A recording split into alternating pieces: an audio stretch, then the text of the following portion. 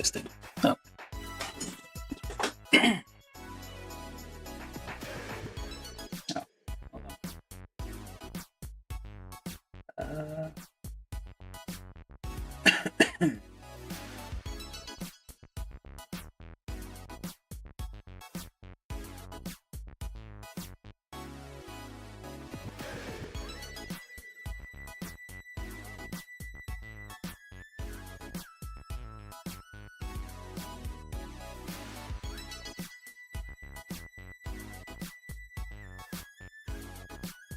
Close enough. Alright, so that's about ready to get started. More or less. I took a little break on this. Perfect. And to clean up this place. Alright, so actually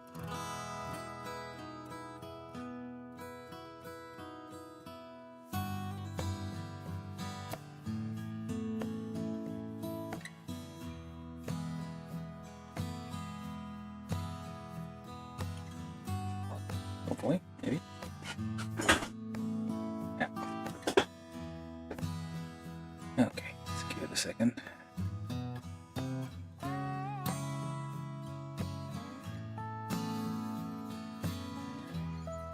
Alright, anyway, so today we're going to be building this. This is a kit from, and it's out of focus.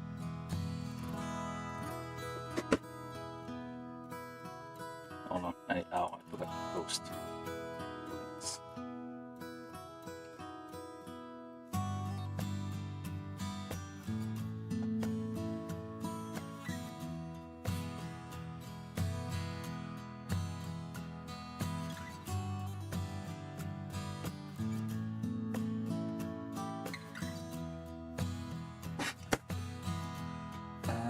Yeah, I'm kind of starting back a bit slow. Took a break for a while. I think things aren't working properly. Chat things. Hold on. Hold on, I need to fix this. The chat thing isn't working. Hello, Zeta Gundam. You're still there.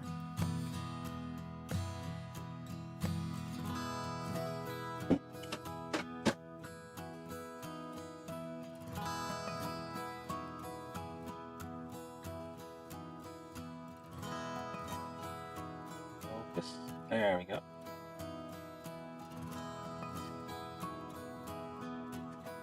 Alright, that's better. Yeah, so we're building this thing. This is a 135 scale. This is ground force. This is the kanji for the Japanese ground, self-defense force. So JSDF, Nacchin, it's called. Nacchin. It's a series of mechas that Kotobukiya has been outputting. I didn't see this one until a while ago. Apparently they made a few of these, and this is like a variation of one of these. There was like one with like cat ears. I think this is the one that started out with. But they made like a large. It used to be like very small, like tiny things, but I mean, like they made like larger sized one apparently, and this is the one I got. Yeah, you can see like it is very similar to like the Mecha Joe. Let me see this. What is that?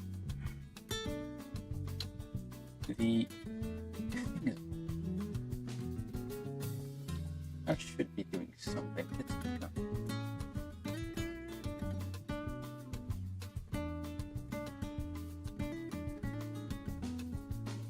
Oh yeah.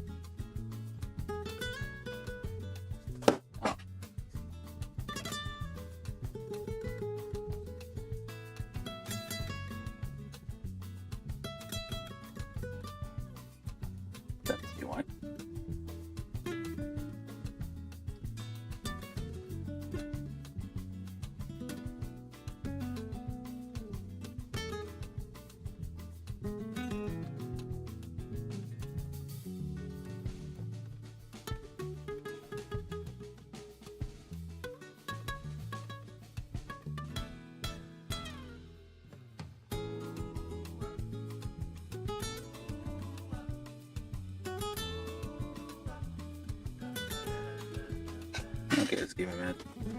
Alright, so yeah, so we're building this thing. This is the like I just tried to redo this intro. So kit from Kotobukiya, I think it's from 2023. 135 scale, just Japanese ground self-defense force, type 06-3. So basically it's tank Zaku. So they're going for the Zaku theme here. It's green. It looks like a rank and file grunt unit. It has variations. Yeah. So this one's kind of, no, it's the same except different eyes. Never mind. I thought it was like a beefier version. So basically this is like kind of like a single person unit. I'm gonna find like one of the Mechatro Wegos to compare. They're kind of similar, same size. Although the Mechatro one's like 120 scale. This is supposed to be 135 scale, which means it's either deceptively small for the size of the box we got this thing in, because 135 scale Mechatro Wego are about this big, and this looks to be like a more 120 scale type variation of those things, if they are on the same scale. But this is like a military vehicle, so it might be actually quite a bit bigger. I don't know what kind of, it looks like it has some bits and pieces that might open up, unless it's like fully solid, which might be a bit disappointing. But yeah, it's an interesting design. It's like not your usual mobile suit. There's some backstory here. I'm guessing something to do with how this became adopted into the JG, that's a mouthful, JGSDF. Yeah, not much else in the box. We can see all the extra options we get here. We get legs with like things on there.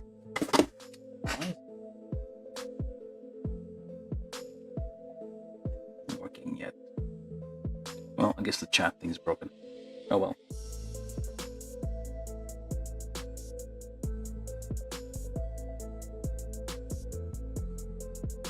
Unexpected. Hello, John. Hello.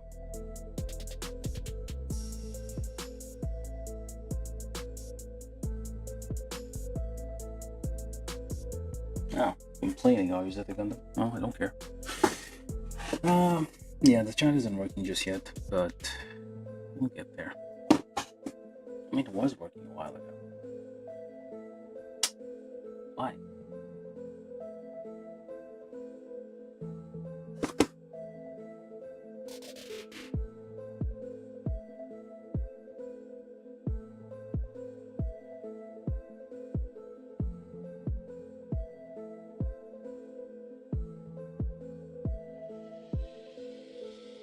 Yeah, you don't really have time to debug. Well, anyway, let's get this open and take a look inside. So, oh. Anyway, hello everybody who's still. Yeah, it's kind of stiff. This is a Kotobukiya kit, so I don't have like high hopes for it. I mean, they do interesting things sometimes. Why are you not working?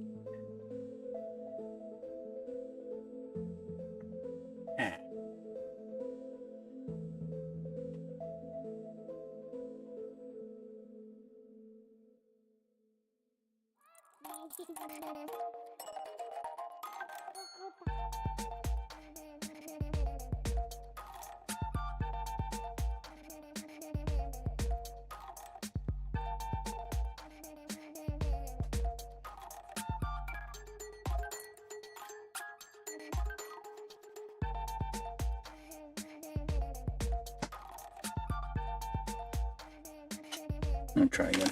Anyway, so what we get in the box is water slide decals. Always nice. It has lots of looks like the eyes on this thing isn't clear parts. Is actually a decal that you need to apply. It does come with a license plate, which is always nice. Okay, I have no idea what this is.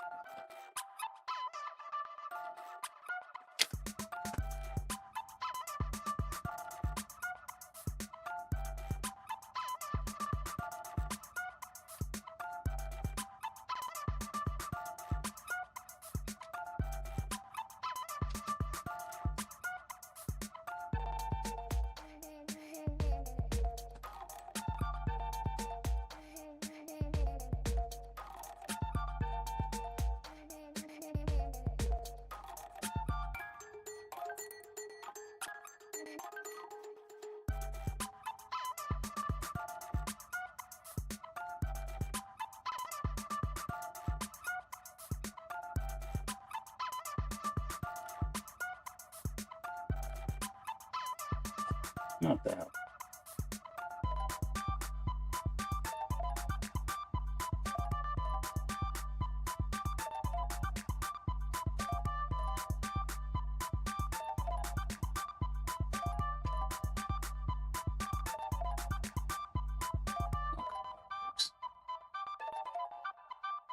Let's say this debugging live here.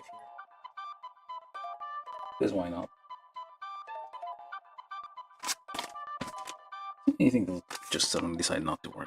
Alright, so yeah, so let's take a look. Oh, nice thing, the instructions have staples, so we do get some metal parts in this thing. Oh, Natsuki. Interesting. I think there's a variation of this when it comes with the actual pilot, like a little figure for the pilot which fits inside. I guess this isn't the one, because I got a cheap one. These are somewhat expensive. Annoying.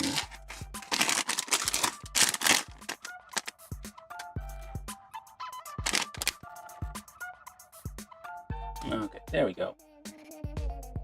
That thing is working. Yeah, kind of off for a slow start.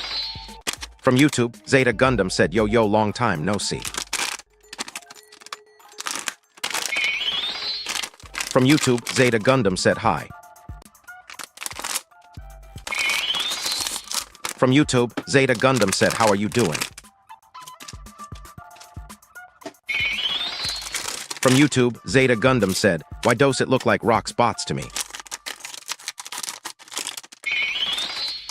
From YouTube, Zeta Gundam said, where's the chat and the screen? Rude. From YouTube, Zeta Gundam said, okay, I'm going to bed. Oh, suit yourself. From YouTube, John Ventura said, heyo. Yeah, finally things are working. Hey, John, by the way. It's a rude Zeta Gundam. No wonder it's a Zeta Gundam.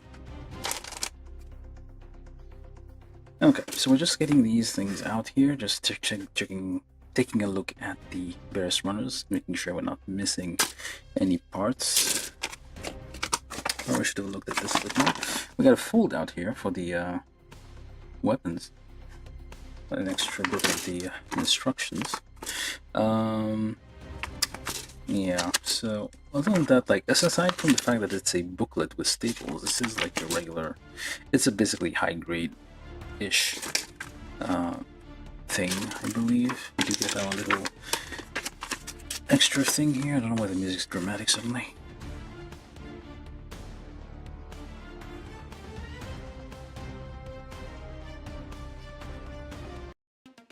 Oh, it's a military vehicle. I guess that's about right.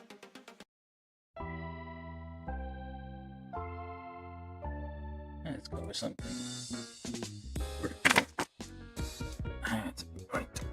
Yeah, so this usual piece of, well, it's not usual, so, because they will print different bits and information on there, depending on what kit you have. So this is to order missing runners or damaged runners. They charge you for it, which is kind of that's a extortion. That's their fault. They're like messed up quality control at the factory. You get instructions on how to remove things from the runner also. But yeah, basically that's quite a loadout. That's a lot of stuff. These might be variations of, okay, I don't know if this I also get, because I don't see a bazooka there or any kind of mounted turret. These might be like extra, because they do that. They will come out with a kit and then have you buy more things. Like there's going to be additional option parts, kits that come out, so you can add like more things to it. With usually just like small weapons, or like in this case, I guess. No, I guess if you buy the earlier version of it. This is like a newer version of this thing. So let me just put that down somewhere. All right.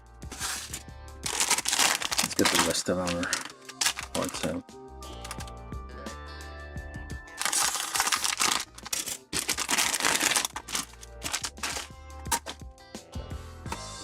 Those are identical, so why do we have it flip like that? And you got, oh, it comes with like, interesting. There's a single part already separated, and this thing already has this rubber. No, it's just painted, I guess. It's pre-painted eye parts here. That's kind of a... The way it looks, you would think this thing is like a clear part. From YouTube, John Ventura said so. I finished buying the rest of the HGWFM kits I needed to complete the regular release on Thursday. You finished... Oh, did you get every single mobile suit in the lineup or something? I almost did that. Then I realized some of them kind of similar.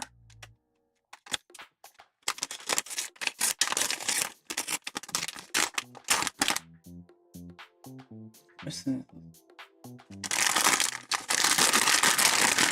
How many... Oops. Oh, that's dangerous. How many are there? You got all of them. Need to make sure I don't lose this one. Let's put this away over there. Yeah, there's a... This thing has a Mechatro Wego vibe to it. These aren't like fenders. Yeah, fenders. Those are real lights. There's no clear parts. Kotobukiya strikes again. Like, could have easily given us like clear parts for these, for the eyes. And I guess... Oh wait, no, oh hold on. Huh. It's a spread. Huh, okay.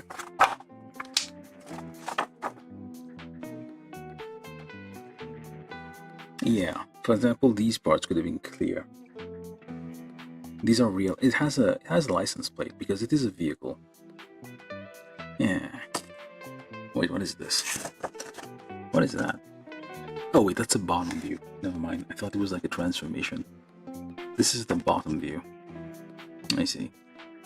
So it does seem like fairly detailed. So how many? Yeah, John. How many? Which of Mercury kits do you have? Okay, we checked all the things here, so let's get to actually building this thing. That would be, third step would be 1.5. I should have written this before I started. JGSDF. Type 06-3.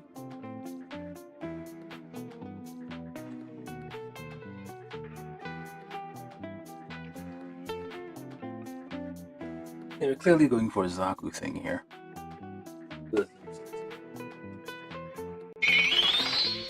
From YouTube, John Ventura said, yeah. From 126, I might some P-band IWFM kits. Wait, there's only one. There's only 26. I thought it was like way more than that. Not way more. At least like 30 or something.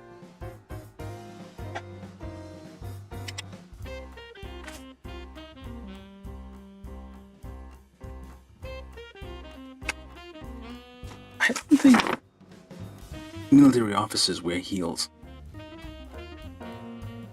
randomly. Anyway.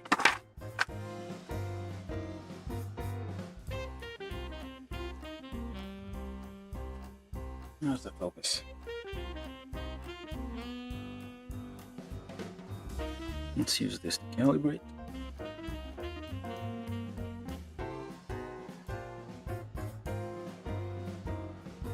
Alright. So we start. Oh, I didn't finish that thing. Roku. Yeah, that's the one. What are we doing? Step. Well, those steps are kind of. Okay, let's step 1 to 4.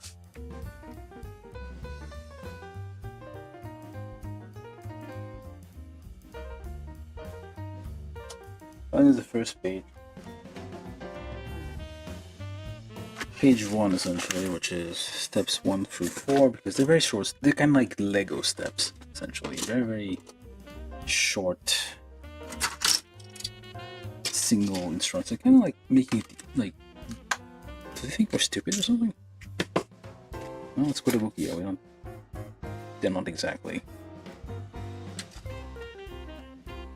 Well, you know. Or maybe you don't, but that's right. I know where I was going with this. So like Kotobukiya kids tend to be a bit, well, they're less good than Bandai, clearly. And they, well, the one thing everybody who's built any one of those can tell you is that they tend to like just, well, bits of them tend to fall off with time. So this is D4, and I'm gonna get the other side as well. D7, D4, and we also need D16, D10, D13, and D11. That is, that's a very uncomfortable looking pilot seat. If that is a pilot seat,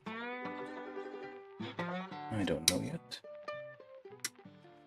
This is all made of polystyrene, I'm assuming, and not ABS, because this has a kind of a...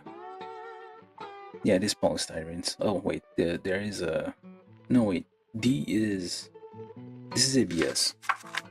That's why it felt a bit ABS-y. This is some ABS bullshit we have to deal with here. Alright, so that's D11, D16, D13. Try to get that weirdly annoying. That's kind of annoying. It's an annoying placement for a gate here because it's not really accessible if you want to cut it flush. You have to do a double nib.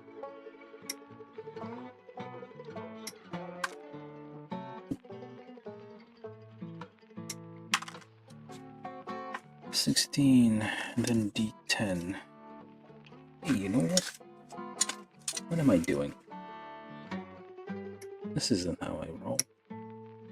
Yeah, just get the whole thing off. There's not that many parts on each runner, it seems. So we can do stuff like this. Let's make a quick pile of D here.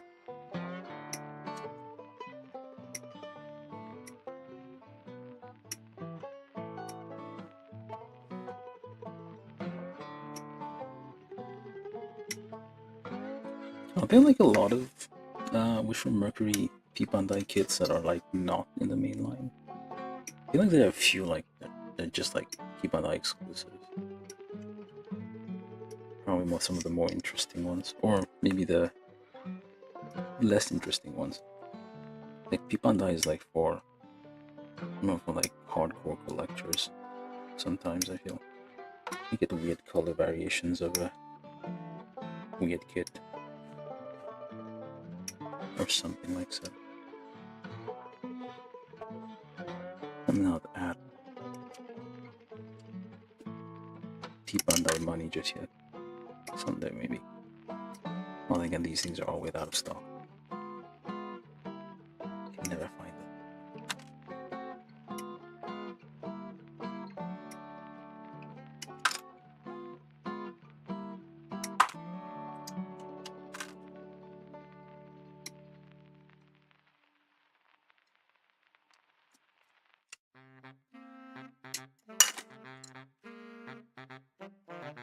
I haven't built something in a while, and I'm really forgotten how these things work.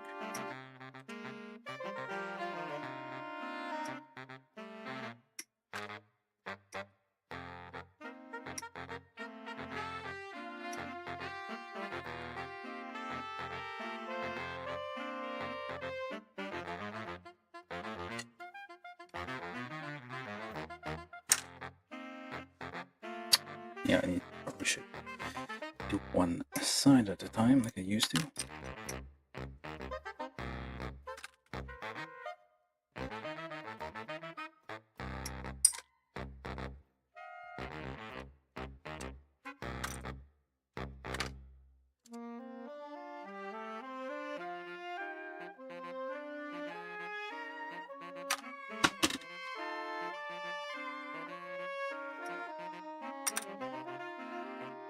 Yeah, that's, no wait, there's one more. Hopefully I got all the parts on this thing. I don't think I probably, yeah, maybe. That was all D. Let's make a pile over there.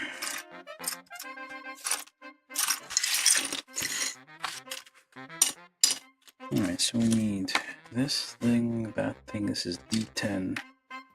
And from E, which is this thing, so we need E6 and E6 and E19 times 2. 6 and 19. This is a lot of small parts, so I guess I'll...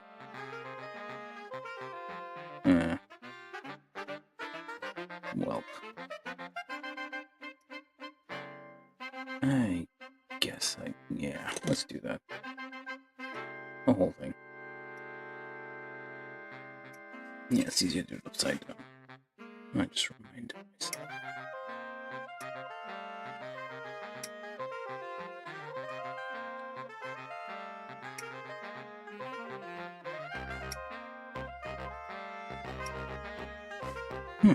There's a little thing here.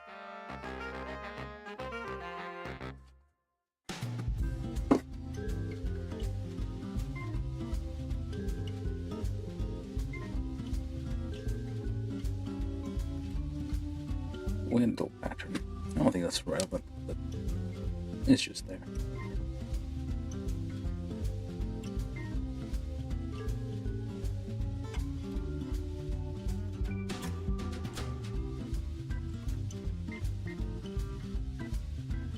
Probably should have just done a Bandai kit to get back in the swing of things. This is a little confusing.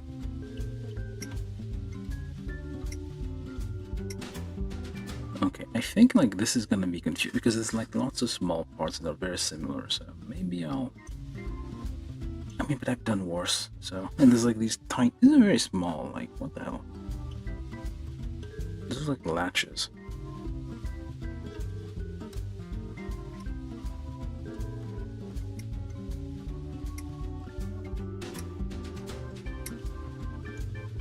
Of course, if you're building this yourself, don't do what I do. Play it safe. And only get the parts that are needed when they're needed. Unless, well, I don't know. Well, it's up to you.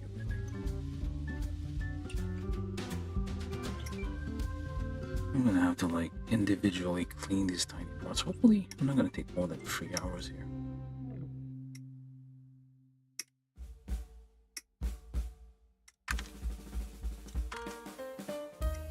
And there's a second runner just like that. Ah, I probably should have done this. Oh, it's gonna save us a few seconds later if we take care of this now. Alright, upside down. It's easier for my purposes. Because technically you're supposed to like go in the front with the nippers. So if the way I hold my nippers, holding the runner upside down is easier. Less effort on the old wrist there.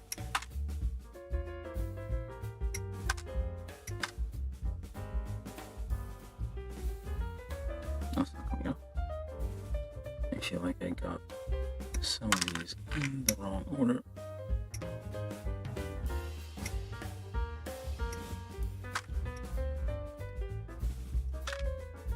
Some of these are very small and are bouncing off in all directions. I can lose some of them. They're very small, some of these. Very, very small. There should be a third one, which I am not finding anywhere. It may have bounced off.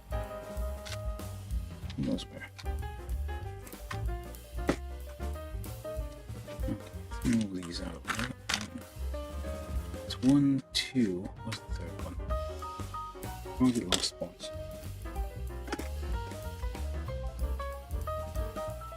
That's pretty bad. Oh wait, 1, 2.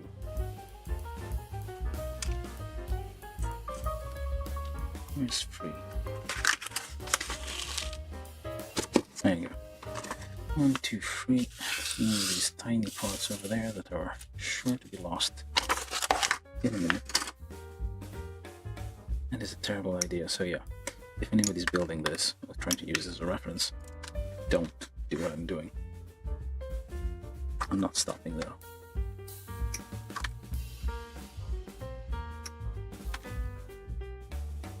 Yeah, you definitely shouldn't nip all these out. These are like very small parts, and if you nip them above a hard surface, these will just bounce away.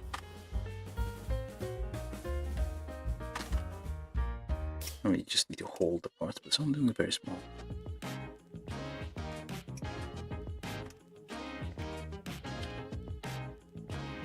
And it's falling off randomly.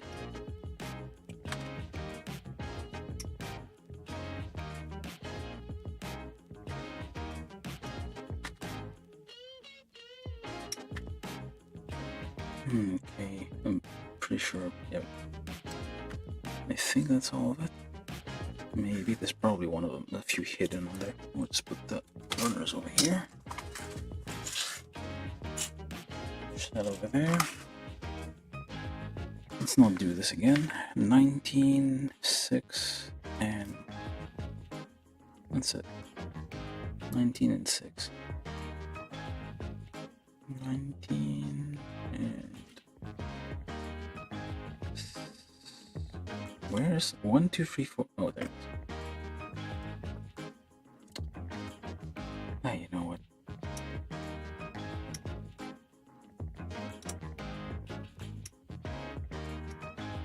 Is this thing getting distorted?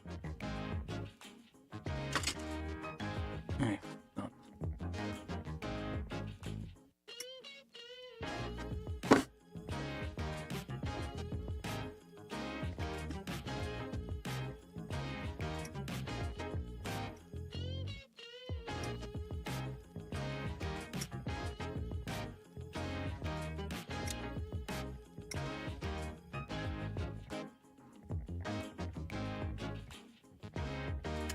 All right, upside down.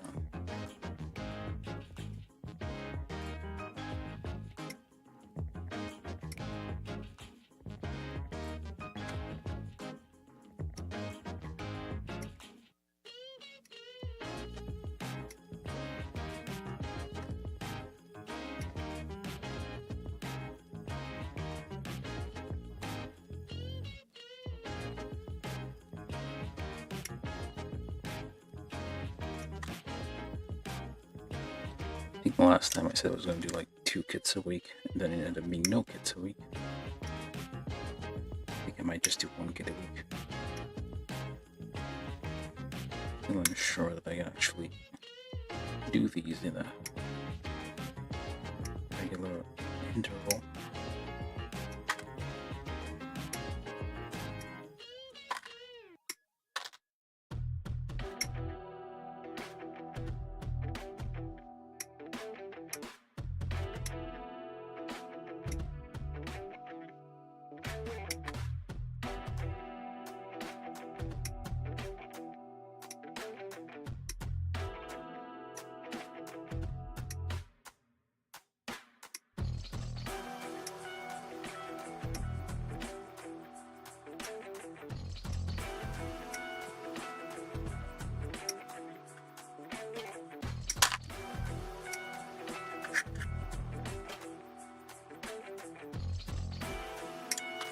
Okay, that was dangerous. I'd almost like wanted to fly off there.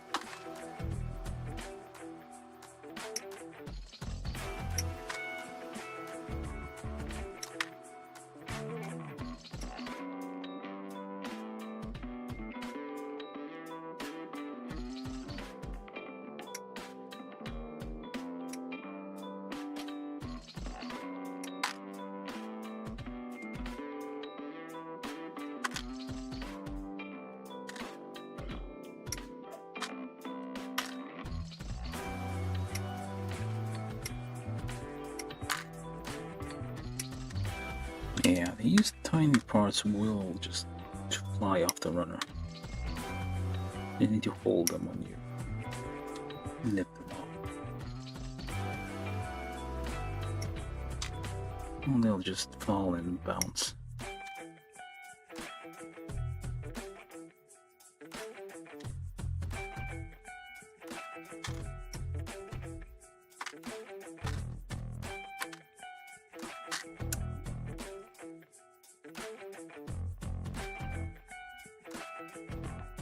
Right, this one, that was on.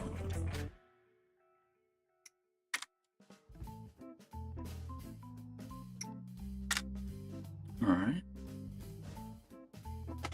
And that's all of E, maybe, hopefully, who knows. I don't know. There's like a pile of a lot of parts here. Some of them very, very small. Pointlessly small. And E6 times 2, imagine, yes. E6 times 2 and E19 times 2. Which looks to be...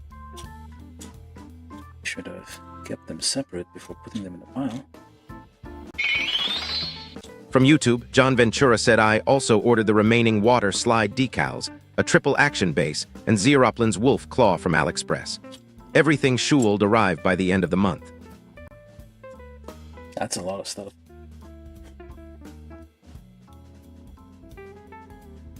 Like free, like an action base with like free things?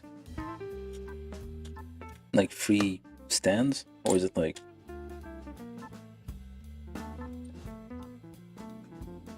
Oh, there we go.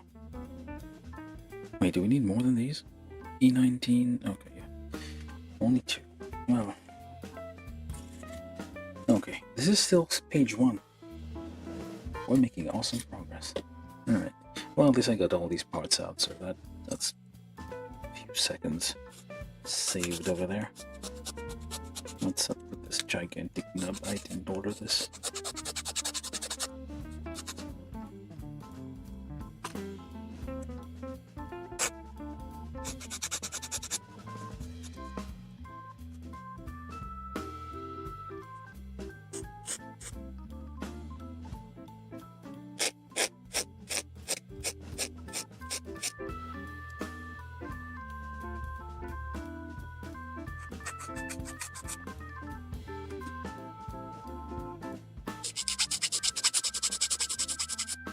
This is ABS. For some reason it's...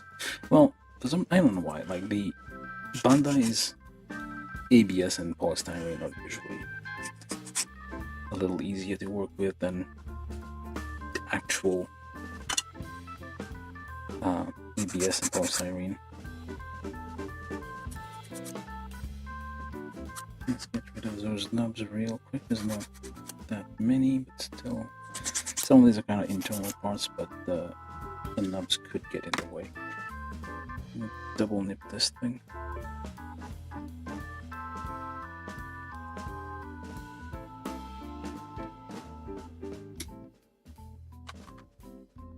Because of course it's in a weird spot. Because it had to be.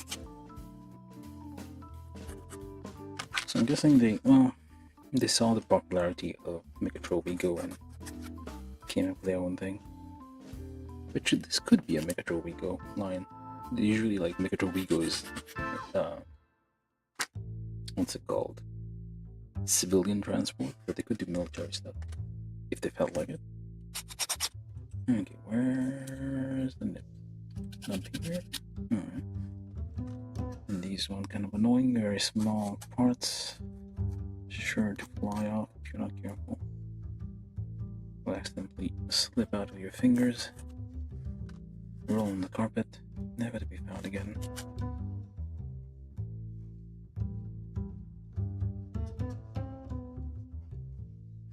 Okay, step 1.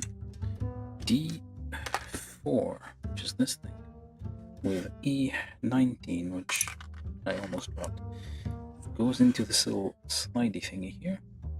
Interesting. Now on the other side, flip it over, it says, with which one? The covered bit that way. That's D16 with E6. So, and that goes on the inside here, like that. Is that right? It appears to be, yes. So that's fairly solidly, and there was a part that I was supposed to put in between. Where'd it go? Put it. Mount. We'll find it eventually. Okay, that disappeared off the surface of the earth already. Okay, so we need D10, which is ABS, but of course it's the exact same color as the pile of E parts I got here, so it's not helpful at all. And there's one that kind of got stuck in between here, and later I would have been looking everywhere for that. Alright, so not you, not one of these, not one of those. Probably not even in this pile. It's probably somewhere nearby. Unless it's still on the runner. D10. Oh, there doesn't seem to be anything on that. Oops. Well, that just ruined everything. Not so very small parts that are going to fly everywhere. So this is a risky setup we have here. And one that almost did get lost. What the hell? From YouTube, Marcel Mendieta said hello. Hey Marcel, how you doing? We're having trouble here. How you been? I've already lost the part, I feel.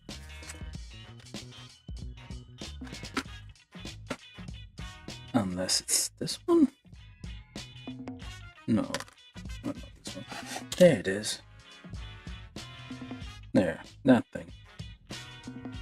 Tiny ass thing just hiding. Now are things more so.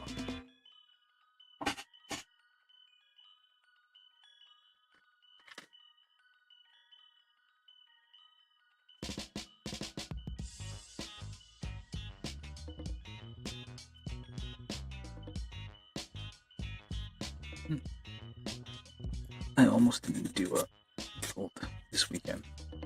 I need to do one for now and then, otherwise I'll forget how these things even happen. Alright, so there are a few moving parts here, like sliding pieces. So that one goes in here, which is also a sliding piece. Pointing that way, you need to note the way it goes.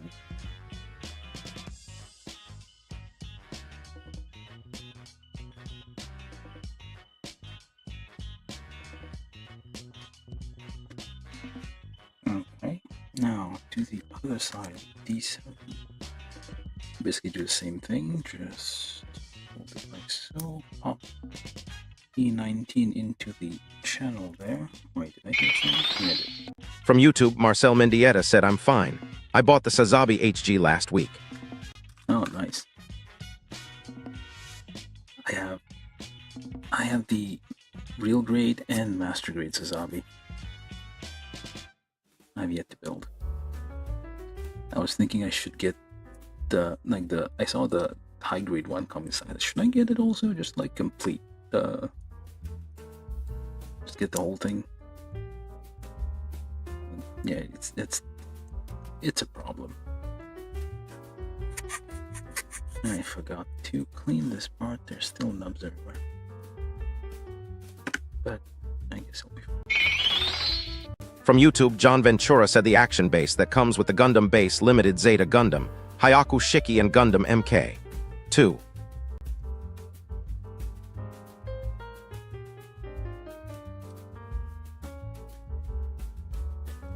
I'm gonna pre-drill these things. Yeah, some of them do like get like very specific.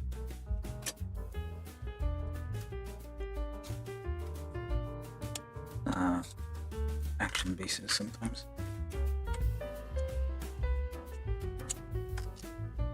Just drill that, and I'm gonna drill this as well. It's too large for any drill bit that I have. So just don't break anything.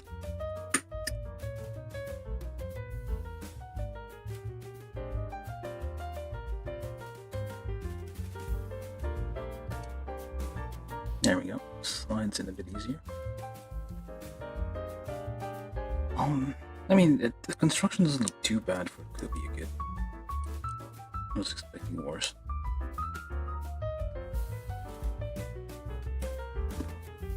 I mean, that's a bit unfair. It's not like their stuff is always bad. They're learning.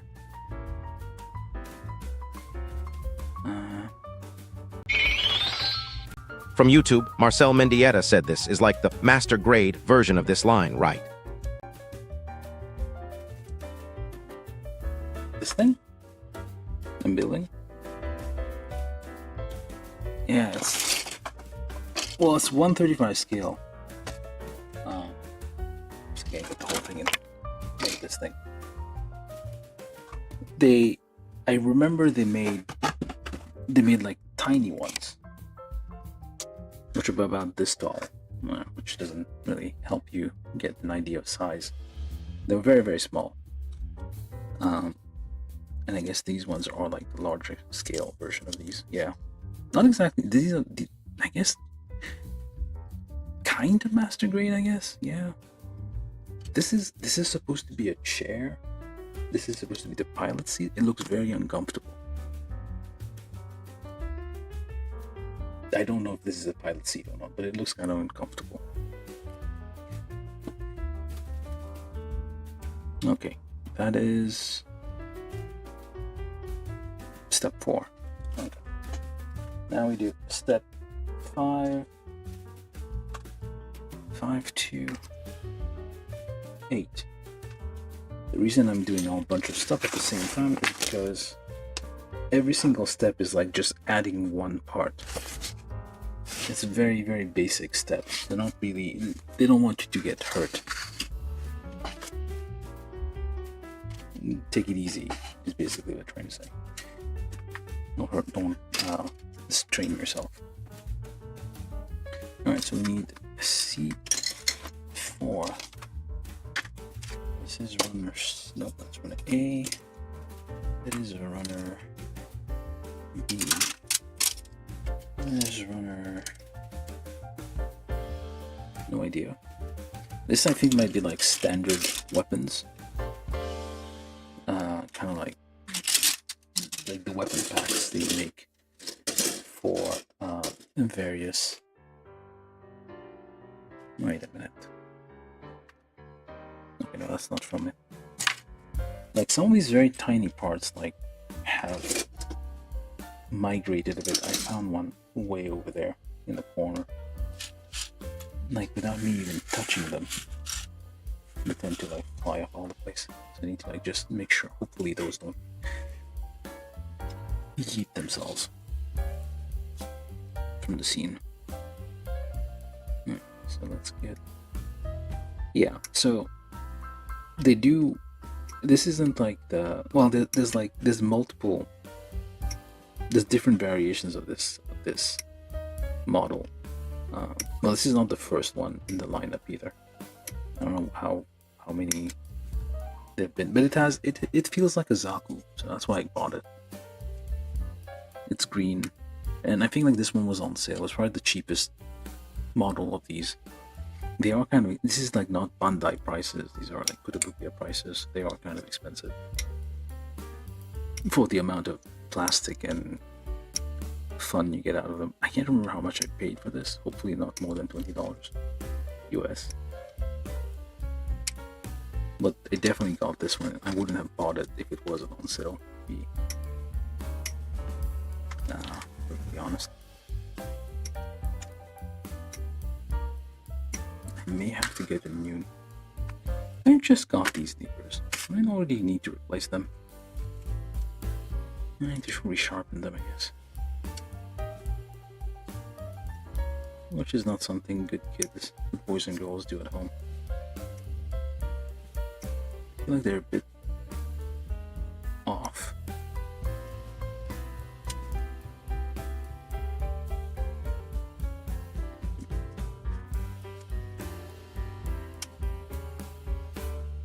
You have to cut the parts slowly, which kind of defeats the purpose of having sharp nippers, because you want to be able to go fast.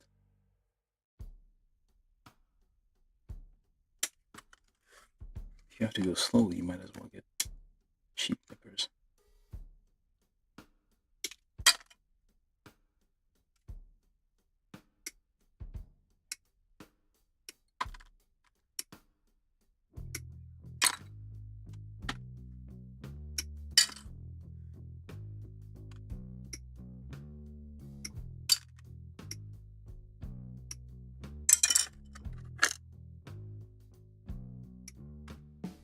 More tiny parts that are gonna get lost.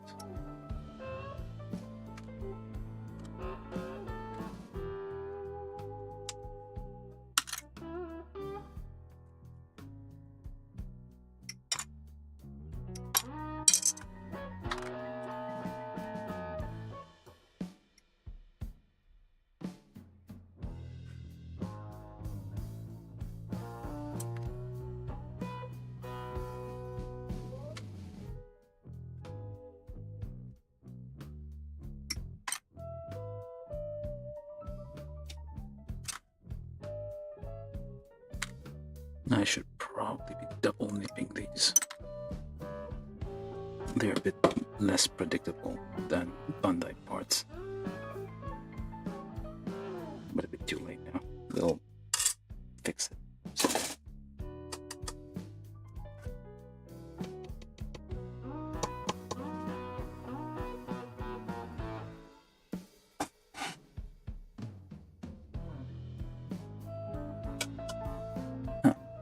Interesting. Alright, this is pile C, so hopefully I didn't lose anything from these. Because they are, again, very small parts mixed in. And this could easily just like, you're just pushing these somewhere and you just get bumped. And because of like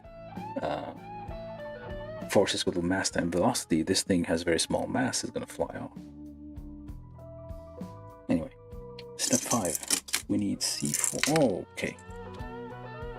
There was a bunch of these like in there that would have spilled everywhere.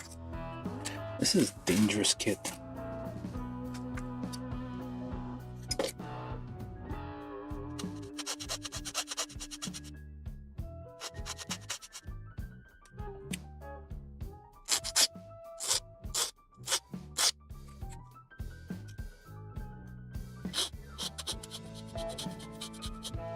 I should put these together first.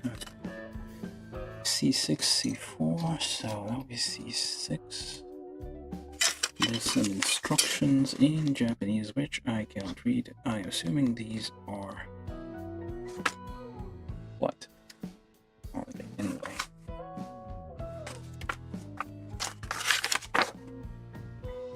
Vents? Oh yeah, vents.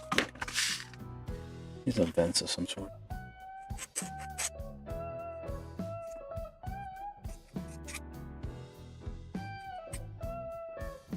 Clean these tiny ass nubs here.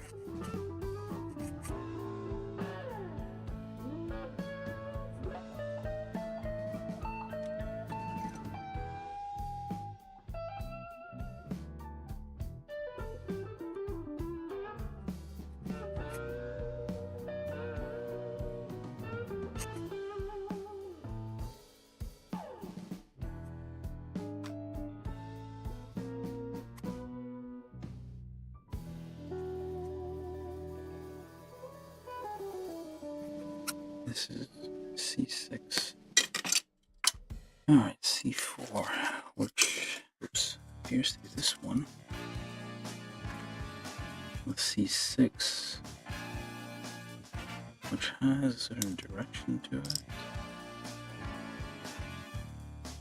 There's, okay, on the back here, yeah, it says there's a tiny L, or I guess in this case R, which indicates which one goes where, so you know which way it is. And it's supposed to point upwards, the letter, like so. Can do the same on this side while we're here, like so. So I guess this is supposed to like pop out if need be. They could have just like molded this directly on there, I guess, or maybe not, because I guess the angle would make it difficult to remove, like for injection molding. Let's see.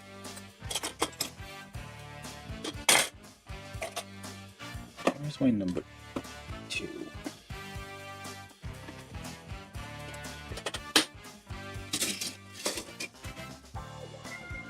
There we go. Number 2, 1.5, and 3.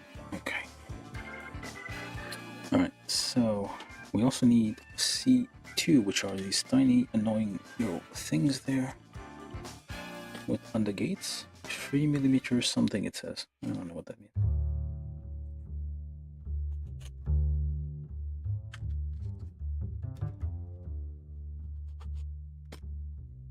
Okay. That goes, I assume, not this one, the smaller one.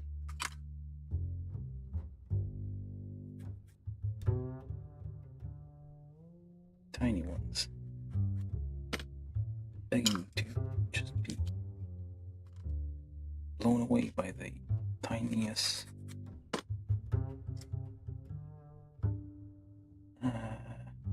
Wait a minute. Oh, there are markings on there.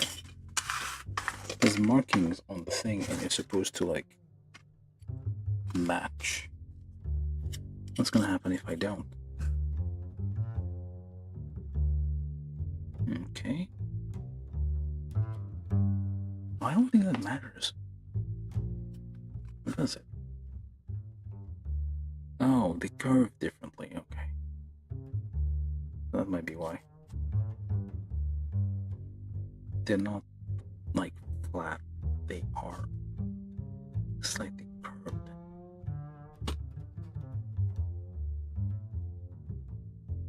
Hoping this doesn't slip out of my fingers here.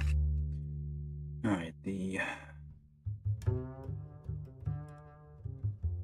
kinda looks right. Oh, you're not gonna be able to take these out once you put them in, or can you? No, this is for these are covers for 3mm holes here. These are like for extra attachments, which I don't think I have anyway, so might as well cover them. But why make so elaborate, very elaborate covers for these? Covers that only fit in a certain direction. Assuming you add, you buy like the extra attachments and then you add them. What happens to these covers? Is there like a stand with it, like you can store these? Doesn't seem to be. Alright, so nope, still the wrong one. Oh, which one goes in here? Unless the one that's supposed to be going here has been lost. What the? I dropped it. Wait, where'd it go? Is it this one? Nope.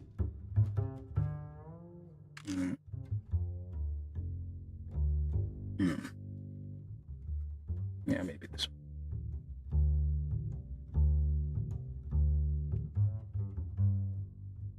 I tend to view Kotobukiya in a negative light, which is probably a bit unfair. Okay, I don't think this cosmically matters.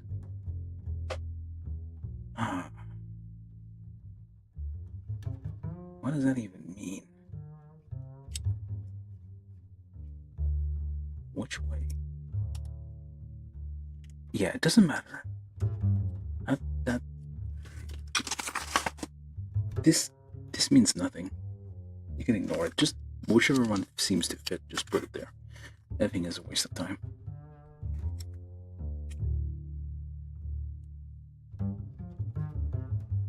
Like, this one doesn't fit clearly because the angle is wrong, but all you need to do is just flip it upside down without having it fly over all of this. There you go. Or not. Still not. So not this one. They're meant to come out, so it is fine.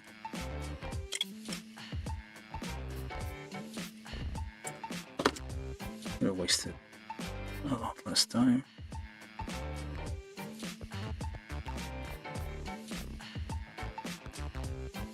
Yeah, these are never coming out. I'm not buying attachments for this. Alright, that's step 5 and 6. And then step 7 is you take this thing you built earlier and just wrap it around, I guess.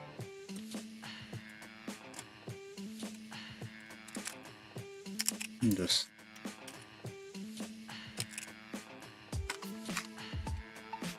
carving, well, removing a slight amount of material from these giant wisp pegs. And that would be 3mm. They're not exactly tight, are they? Very loose 3mm we got there.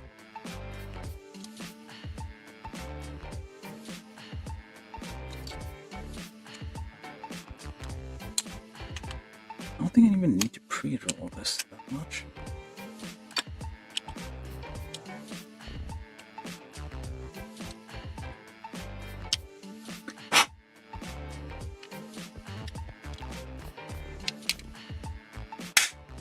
Yeah.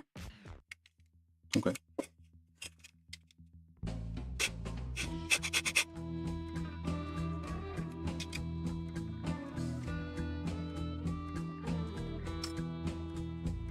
And number 2, oh wait, 1.5.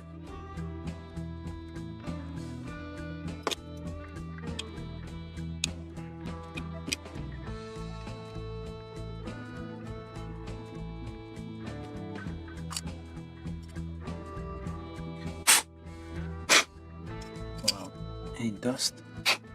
Well, as much as you can.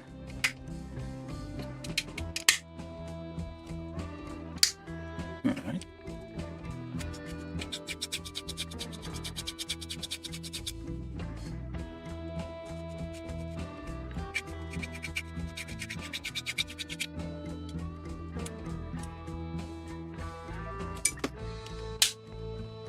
It's a bit clippy. Clippier than I thought it would be. Once you join these together, you can... Yeah, it's a bit offset, it seems. But you can clear that up with some filing gently without applying pressure.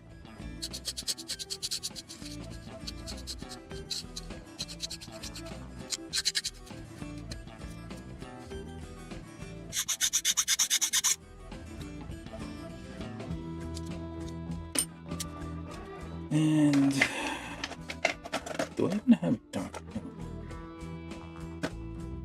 I don't have a green dark enough for this. No, I'll just use gray. It usually works. Yeah. Just cover up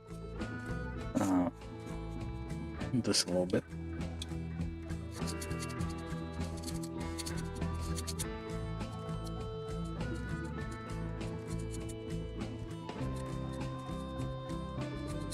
Darken the things there.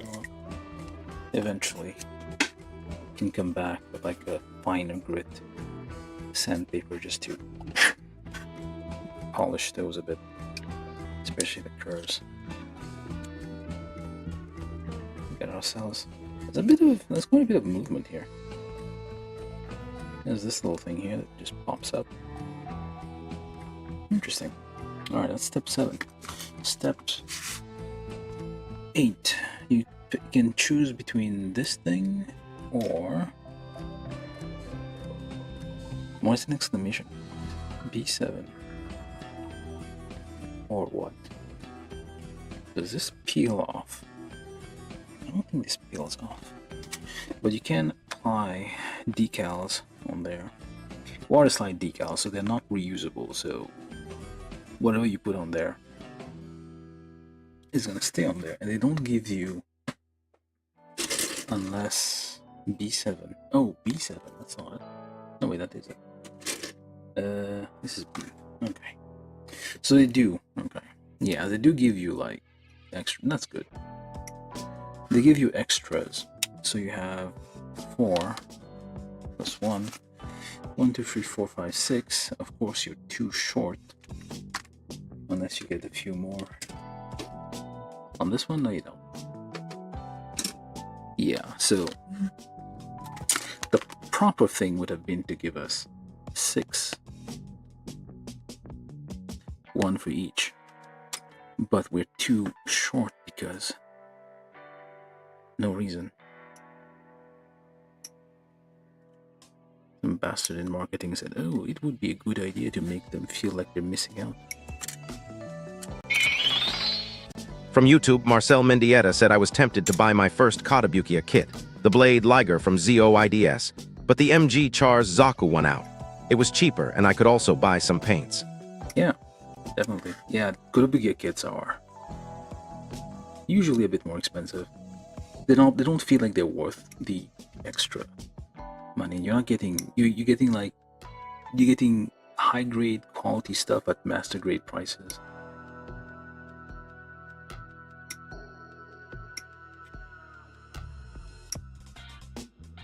They do make some interesting kits, just price quality doesn't feel like it's worth it.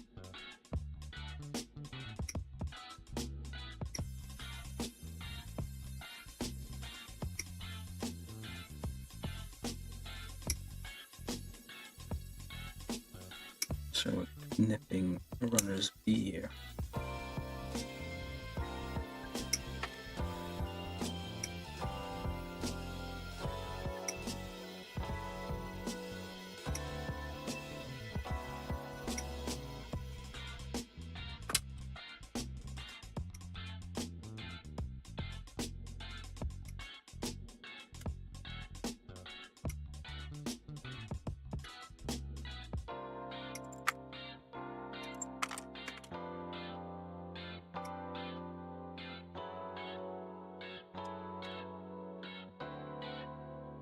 Again, more covers for attachment holes.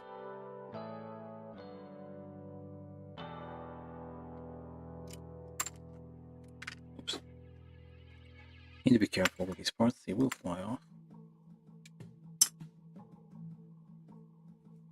Or maybe it's just my technique has gone rusty after me a couple of weeks of not building something. KP67, that's the model, I guess.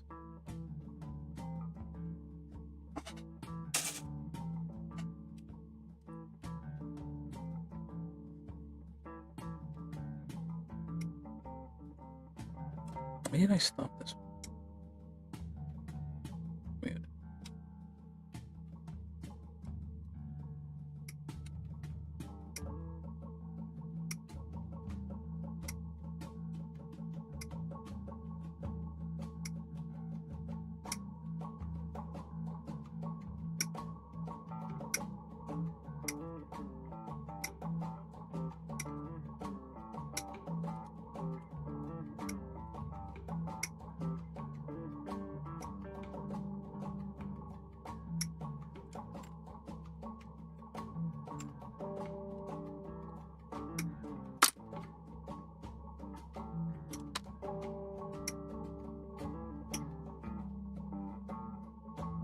They need to make these bigger.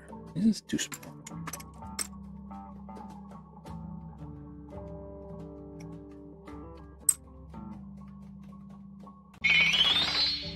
From YouTube, Marcel Mendieta said maybe next time I'll buy the blade Liger.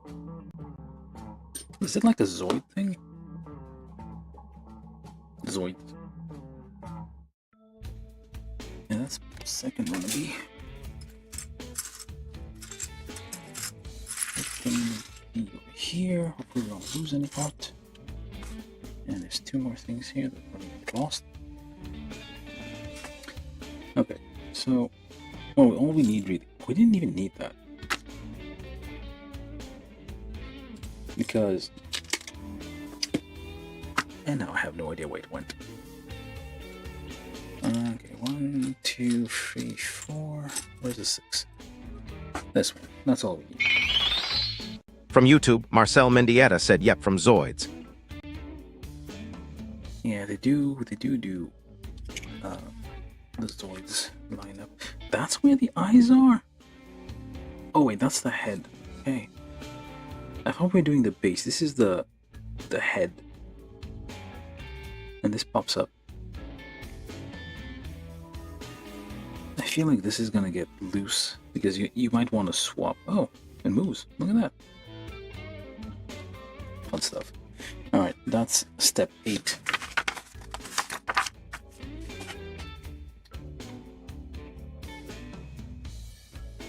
That's line 2. 1, 2, 3. Oh, line 10. Alright, so now we need from A large round parts, very Zaku vibes to them. Which is part of the reason I even bought this thing.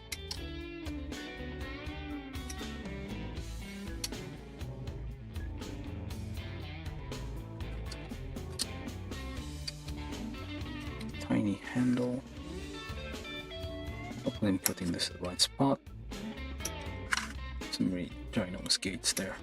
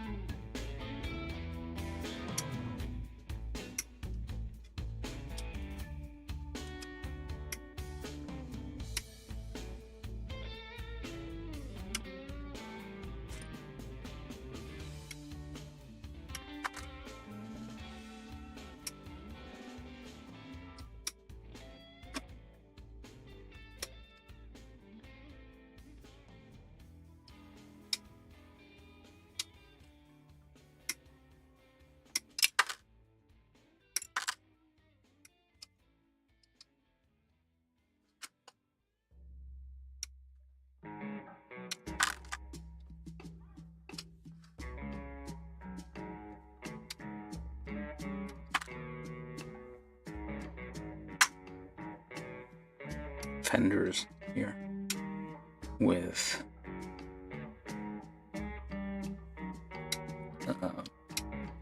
signaling lights, because this is technically a vehicle, so it may go on the road, so it does have a license plate.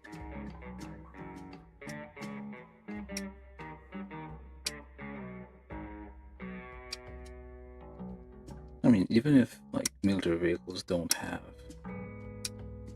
standard license plate, they do have like identification type sort of thing, like serial numbers. So they can account. Well, they know which unit it is, I suppose. I wouldn't know.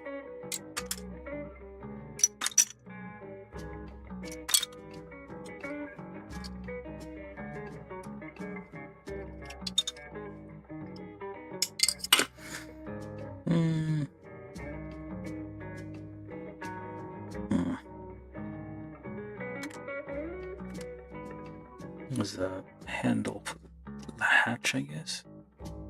That's all of runner A. Yeah, it's not a, okay, that's pretty much, yeah, the rest is just weapons here, which not much. Again, this is like the cheapest one, I think, of the lot, the one I got here. This is one with the least option. It seems like most of the extra option is just like shoulders and in some extent some cat ears in some of them. One of them had like a special had the pilot included, but that's pretty much it. Alright, let's make a little pile over here. Hopefully we don't lose these.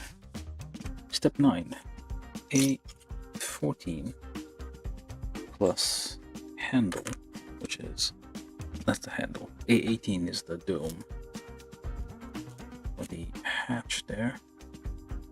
Get rid of those nubs. Gently.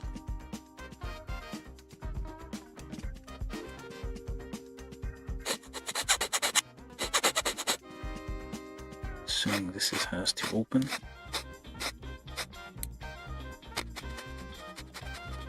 Just gently try to remove that as much as possible.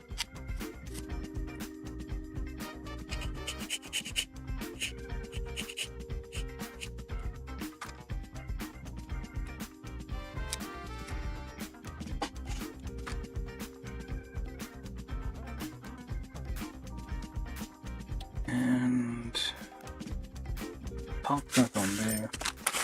There's a little warning here that says it could break, so be careful.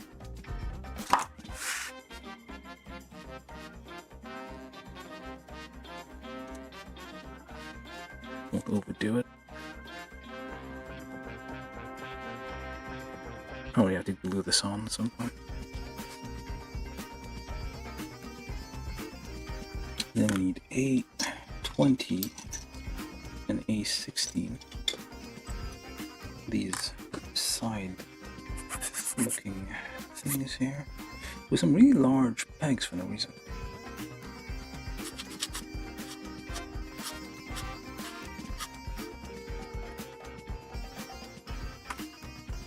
Alright, so you hold it like so.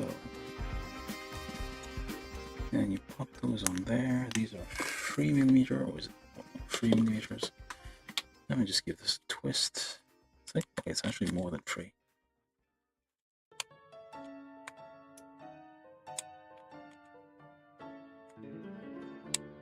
Shave a slight amount of material from the hole, and well, actually, this didn't work out.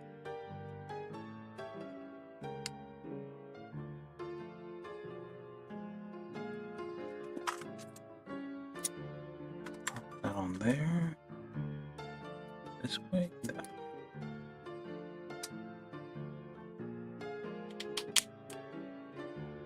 Not sure why they had you do it this way. I guess it wouldn't. You can't mold a piece like that using injection molding. You have to break it up in parts.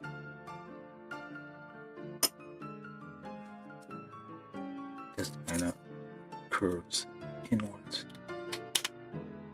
That's a nice fit, though. Has a little nice hat cap with a visor feel to it, as if this has any functional use. Alright, so then step 9 still, we need, well, you need to take this part down here, make that go all the way up, kind of line it up with this thing.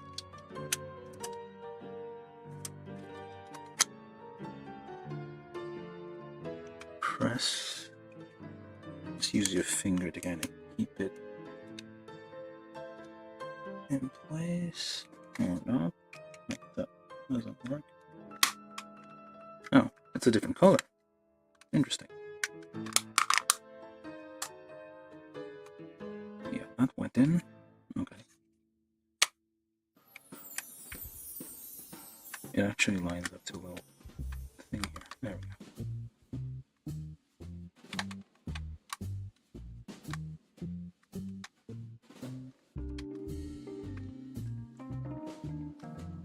there's a bit of a gap because it doesn't line up perfectly.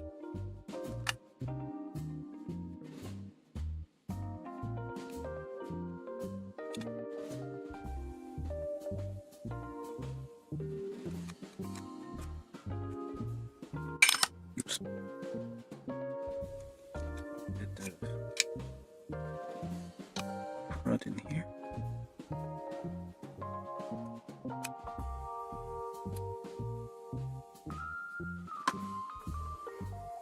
There we go.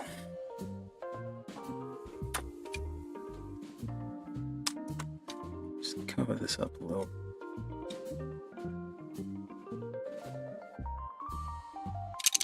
Oops, something off. Yeah, this eyepiece thing seems to be, it's gonna be something that falls off easily, I feel.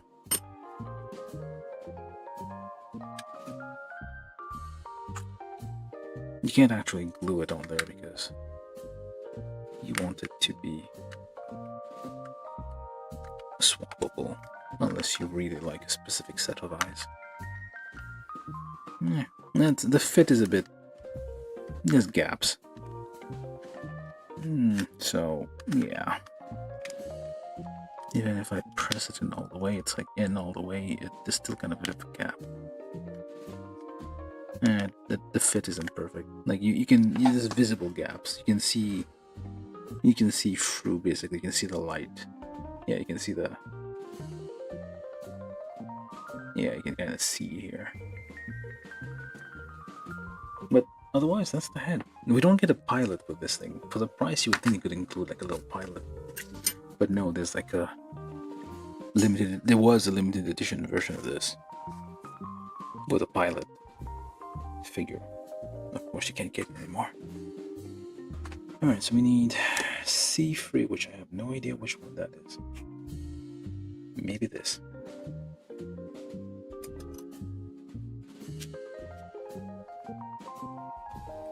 Let's see here. Yes, it appears to be this one.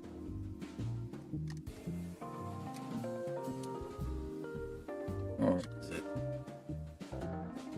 Did I put it upside down? I have no idea. This one's gonna get stuck in there. I may have put it upside down. Yep, it is upside down. So the markings here show the V like that. There are markings on here, which also, and if I put this back on and it's still the, okay, it's fine. Yeah, the V should line up. Alright, so that's that. Step.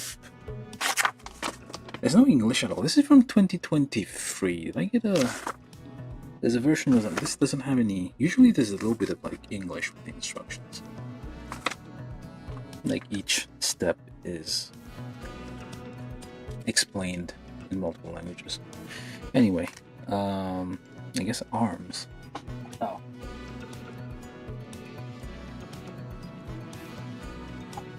Nope, those are like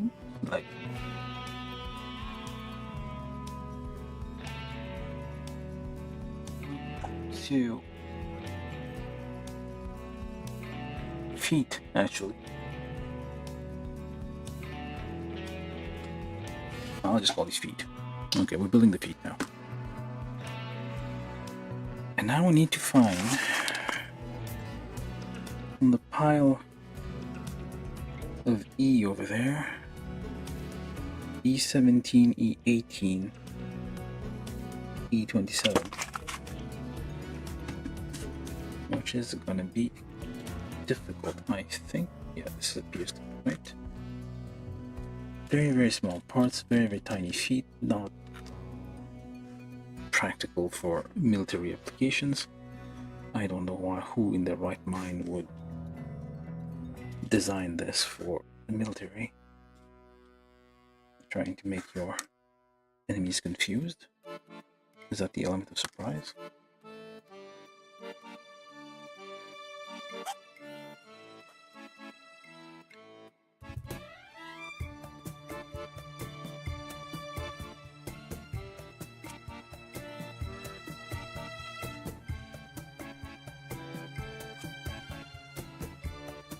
I don't think there's any actual tie-in to the actual JSDF. Although, interestingly, okay, this could be false. I think like there's an anime called Strike Witches, which apparently has, is it sponsored? I don't know. It's connected. Well, there's a connection between the series Strike Witches and the Japanese Air Force.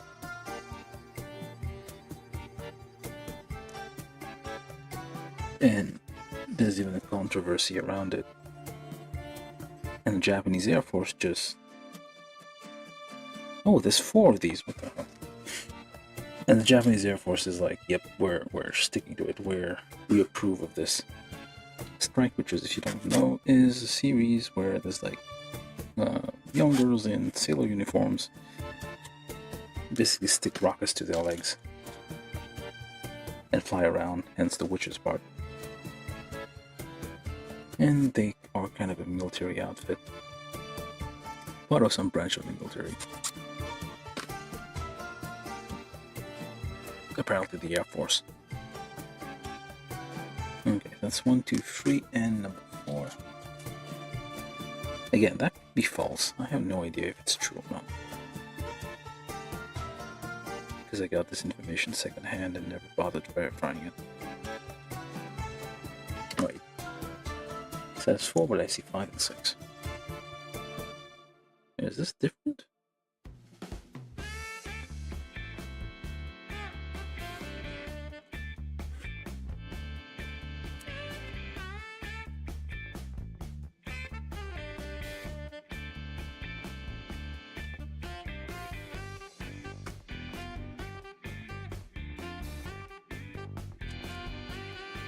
Yeah, there's 6 of these. Oh, we'll see in a minute. These are very, very thin. These are polystyrene. Very, very thin pieces. If those were ABS, it'd be a bit more of a concern of them cracking. This is all E17 and E18. That's 4 of them. We've got 2 more of these. And we actually do have 2 more of these. Yeah, I'll just leave them alone for now. Unless I find more of these. Get these tiny little things as well. No, we don't need them yet. Fine. I'm just going to group them together over here so I don't... There should be 6 of these. 3, 4, 5, 6. Yes. I'm just grouping those together, so... Oh, I just said... Oh, that's not it.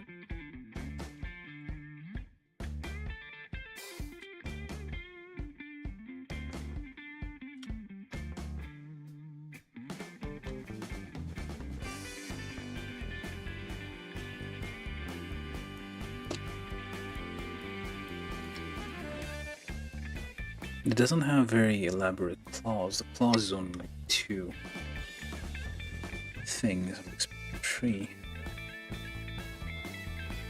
1, 2, 3, 4. I'm gonna stop wasting time here. Oh. We need 4 of these. Now we need also E27.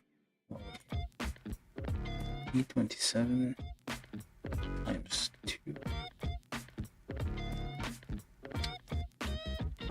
So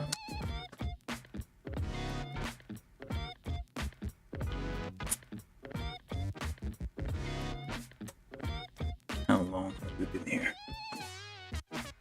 1 hour 30. We're making good progress. Wait, is that? Yeah.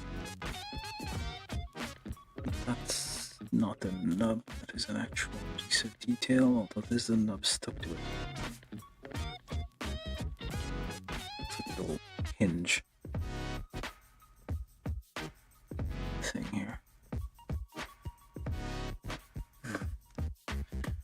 We also need B9 and C9. we have 4 feet, which means you can swap those, I'm assuming. Or are they the same? They appear to be all the same. Okay. Just then 2 feet here. Oh, those are the options. I see. Let's get all these. We do need all these. And we need this one. These are that's B2 and B9.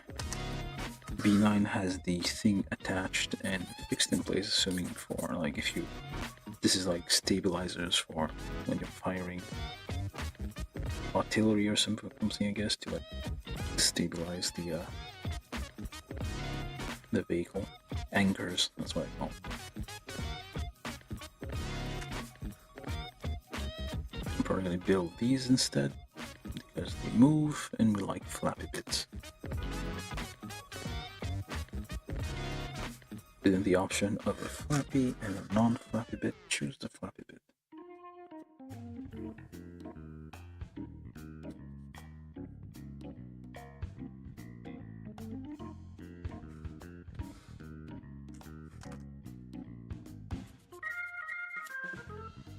Gently nub. Just rub the file here. Try to follow the curve, and it's a very small curve, and it's kind of easy to flatten it out by accident.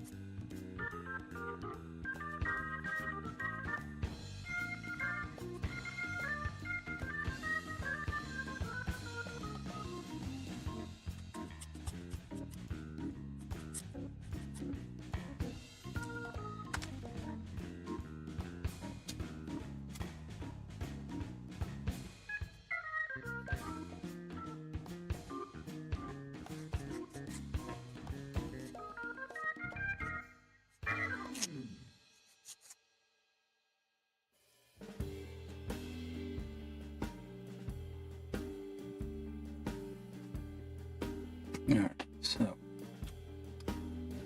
slap this thing in there. Those are like ridiculous, like for the size of the amount of mass. If this was a real thing, the mass above it, any kind of terrain, like this thing is gonna just sink. Anything softer than concrete.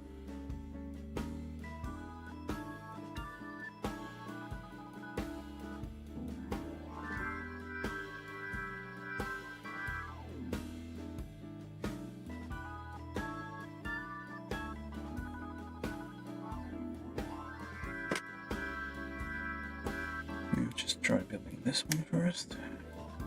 It's 2 tones to the thing here, which is not too bad. Although we need to probably press that down to make sure it goes in. From YouTube, John Ventura said, Mac, call it a night. Have a good one. Alright, John, have a good one. Yeah, press that in all the way, otherwise stick out a little bit.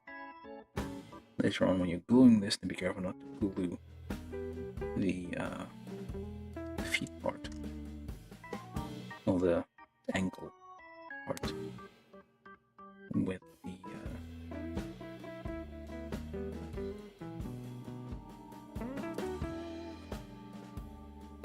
hinged part of the feet, and press all the way around. It's a bit far from camera, but I need support of the table to be able. Yeah, it's like those tiny Chinese shoes things. What they had to like hobble women to make them wear. They had to like break their toes and twist their toes, make their feet tiny to fit in those tiny shoes. That's what it looks like. It reminds me of those like tiny feet, tiny shoes where they had to like triple women to make them wear those. Which is a weird choice.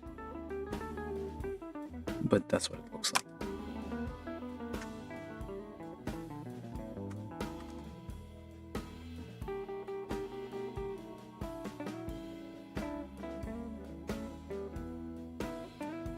Oh. These can come off.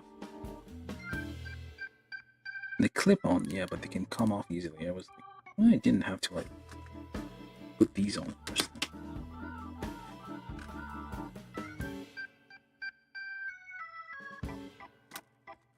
There we go. Tiny shoes.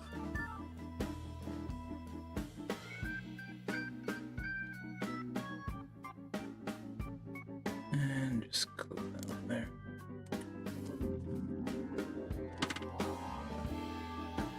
Press them down all the way around.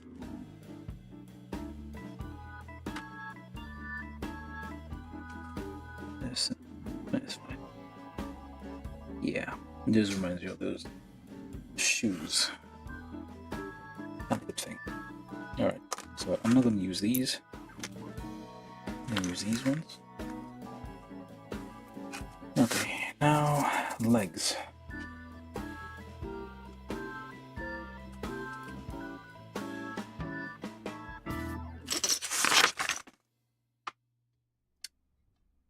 Yeah, I'm going to do left and right legs at the same time.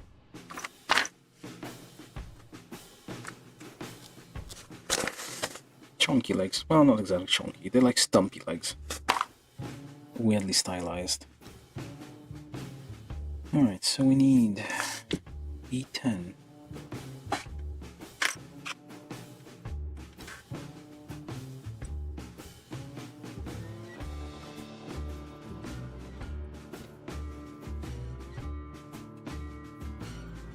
Plus E15, E2.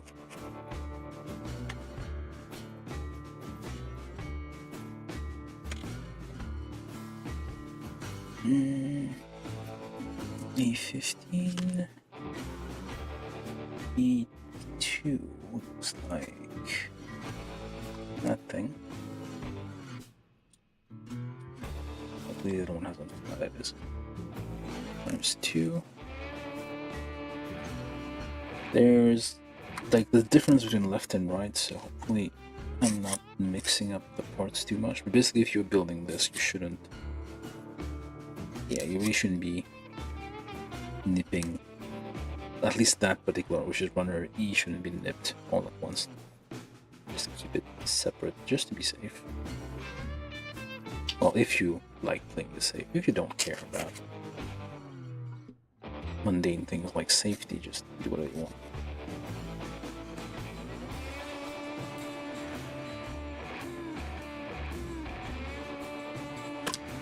Alright, so this is E10 with E2, which I don't know if this is reversible. I hope it is, because I am not checking. No, we have no. That looks reversible enough. Okay, so goes in there. Before we do that, let's just wait. Is this hinged? No, it's not hinged. That was like an interesting hinge. It is not hinged. Well, I could make it hinge, but that's a very tiny hinge and not very useful. Like this kind of rotates, but well. Alright, so then. Yeah, this is also. Looks reversible, so I'm gonna assume it's fine. And then do the same on the other one.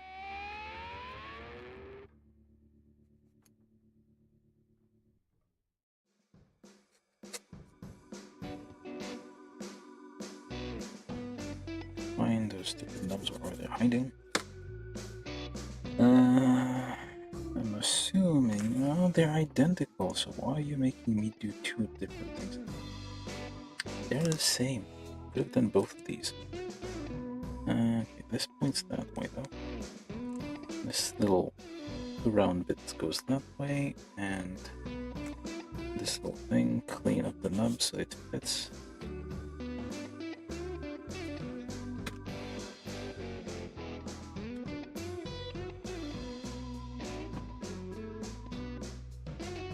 Push that in all the way, there we go. Or should have done the same thing. Yeah, it's fine. And then we need step 2 of the legs here, E25, which appears to be this guy. And this one. Clean up the nubs.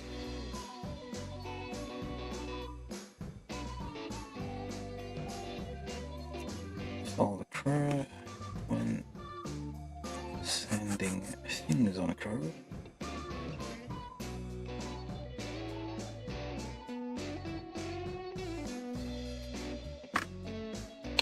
Yeah, I don't think we need to pre-drill. Like, these are very somewhat loose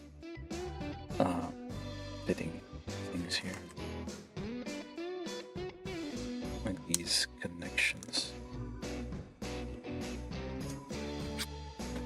Alright, so then that's step 2. Step 3, we take E1 and D20.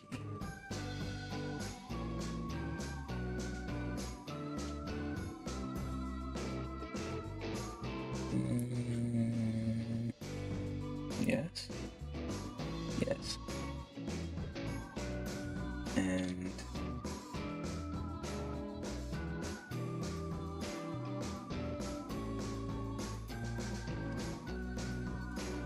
I'm sorting these at the same time. I'm looking parts. More of these. Oh wait. Well, it's D. Okay. Not E, so D. 20. Clean out those nubs.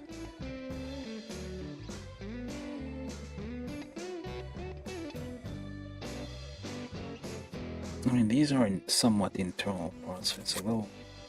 You don't have to be as. It doesn't have to be as pretty, but still, you don't want nubs kind of getting in the way of mechanisms and whatnot.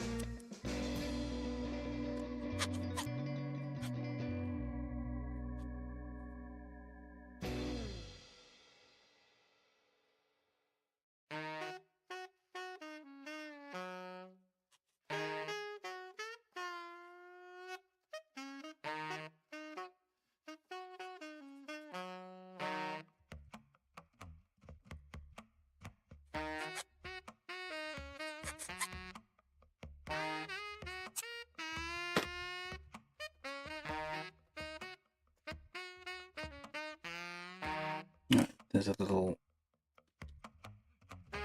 kind of web pointing up, and that will be used to figure out which one attaches to that.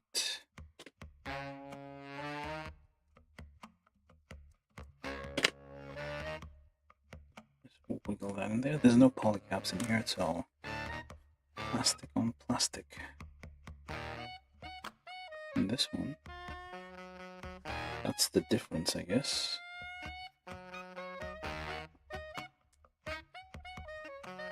Oh, it will only go in on one single way anyway, so that's what turns it into left and right.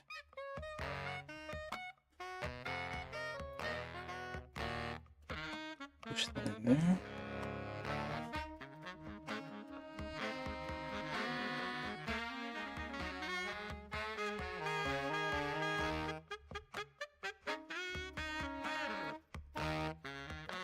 Like so, there we go. Now, C12, step 4. C12 and 11.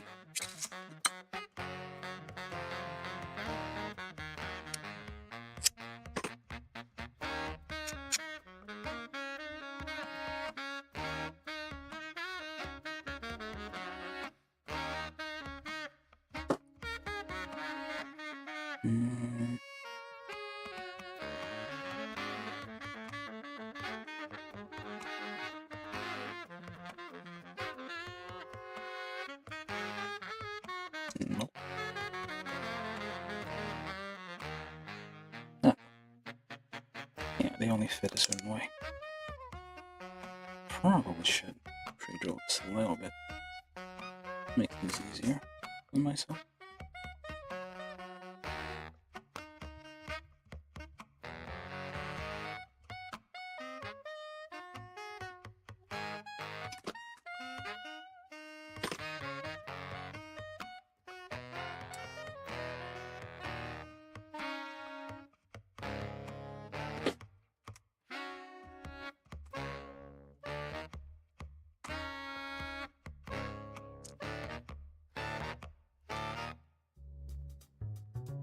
No, they don't line up. They don't. Yeah, not exactly. Usually, they'll be like matching gates on the opposing side, and I should have.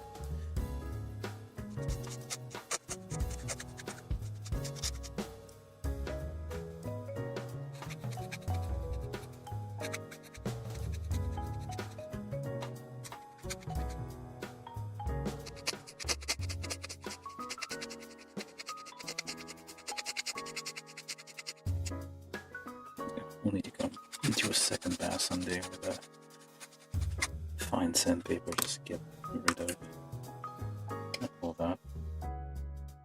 Should pre-drill this a little bit.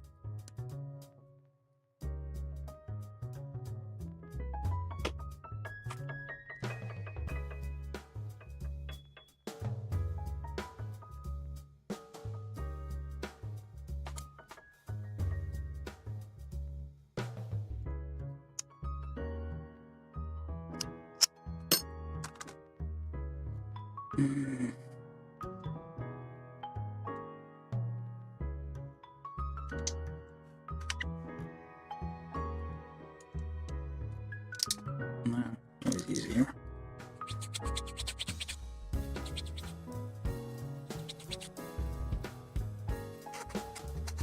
Oops.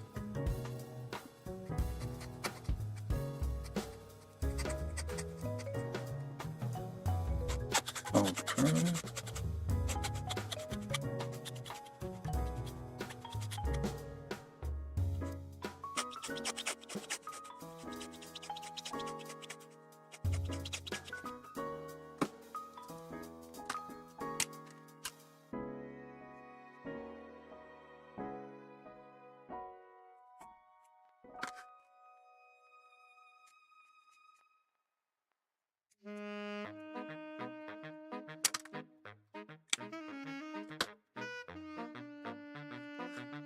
Thighs. And we need those. Let me see. 16. Which are the covers for more 3mm holes for standard things. It is the industry standard to use 3mm holes. And there is a little notch on there, yes. A little notch to say don't put it on the wrong way, whatever that means.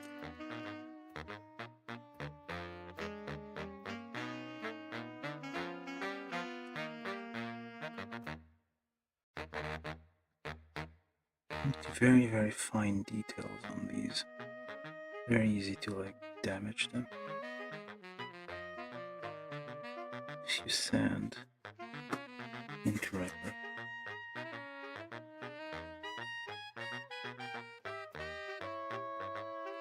Like so. Alright, so I got thighs. Now,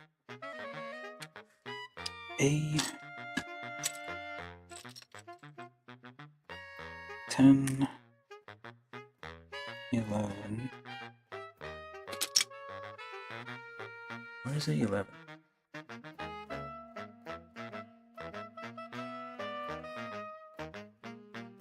Hmm?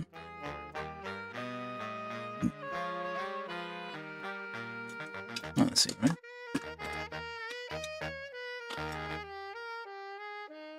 Oh, wait, they are. This is too. Okay.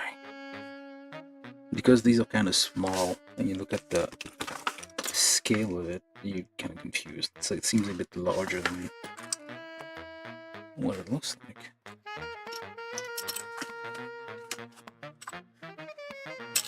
There we go. Step 5 of the legs, we take A11 and A10, and also B6 while we're there.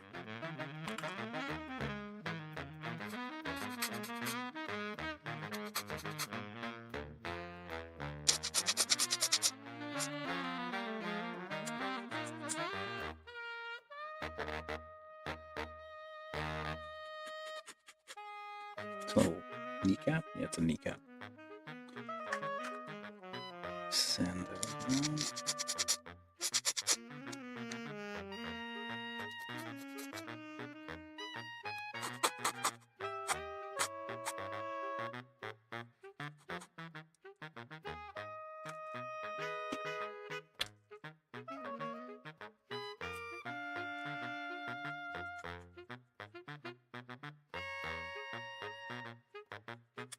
I need to get a curved file instead of a straight one. And again, it's kind of a dick move to put nubs or gates onto curved inward parts like that. Oh wait, is that even a nub? Oh, it's just a piece of detail. Oh, too late now.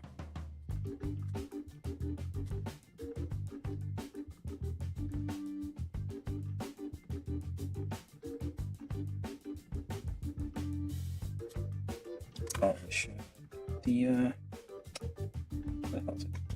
This thing. Get the dust out of your files every now and then. That's the advantage of using metal files. They're coarse enough that you can quickly dust out stuff stuck in there. Oh wait, that was a piece of detail. Wow. That was a piece of detail here. Did I remove it from this one? Yep.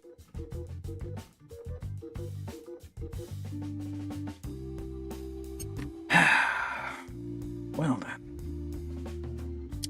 There you know. So there's a tiny piece of tiny square in the back here, which you will think is a nub, but is not a nub. That's not a nub. So a little cautionary tale here for you. I end up removing it. Well, mistakes were made. We're doing this live. Do I have more of these? I have no idea. I need to check. I may have bought another one of these. I have no idea. Because I bought those when they're on sale, and I tend to... It's like multiple things of the same kind that are on sale. I tend to get them together. There's a chance I have another one of these. There's also... Well, or might not. I don't know. But which way is the front? So that way... Oops. Hold on. That one. That way, and this one. Wiggle that on there. And wiggle this on there.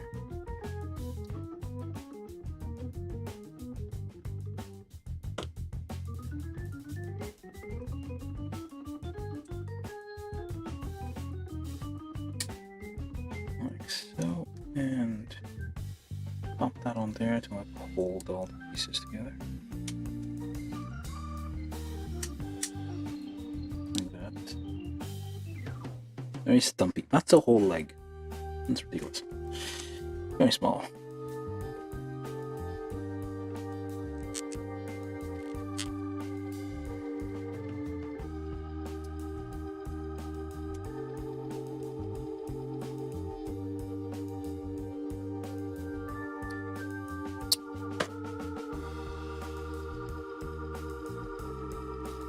Yeah.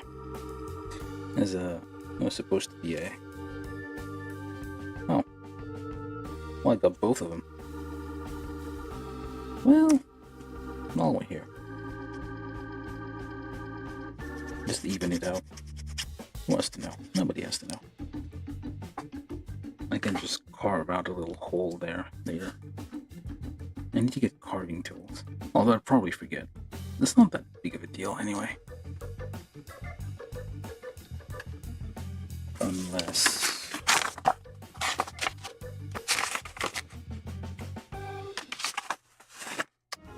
Yeah, they're not putting anything on there. Is that little thing here? Whether it's there or not, no big deal.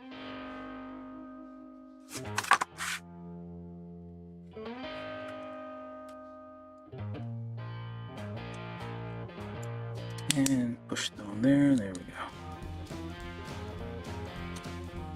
Okay, that's legs.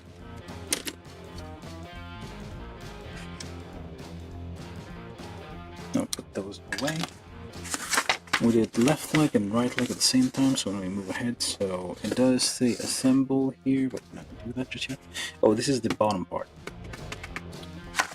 What do we call this? Waist?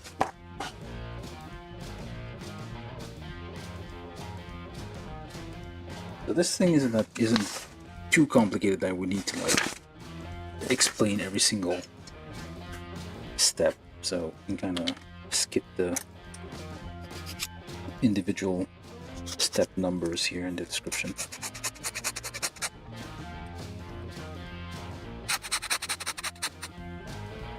So we take, this is D2 plus D1, which appears to be a sliding mechanism. Yes. No, it is a sliding mechanism.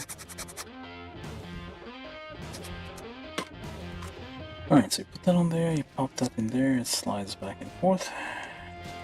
And we need D14.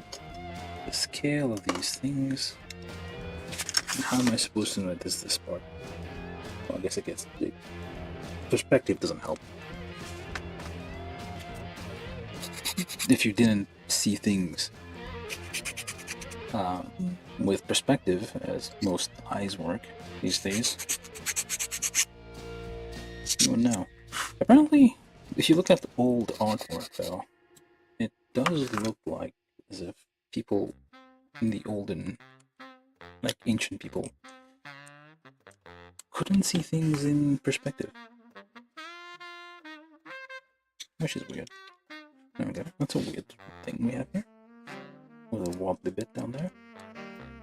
And we need D19. And I'm seeing the whatever goes on the other side.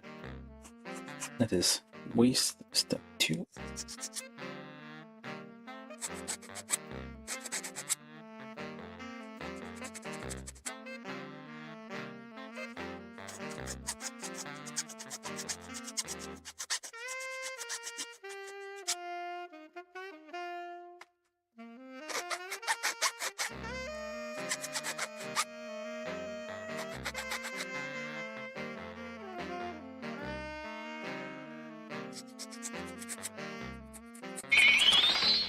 From YouTube, Marcel Mendieta said they are somewhat similar to the designs of Mecatro Wigo, with a barrel-shaped body. Exactly. They are. It is. They probably, like, Mecatro Wigo, like, back in when it came out, well, I guess most people didn't really think it would be that successful, but I guess Kotobukiya wanted to do something similar. They do that all the time. Kind of like how Bandai has 30-minute missions, which is kind of like Kotobukiya's Hexagear.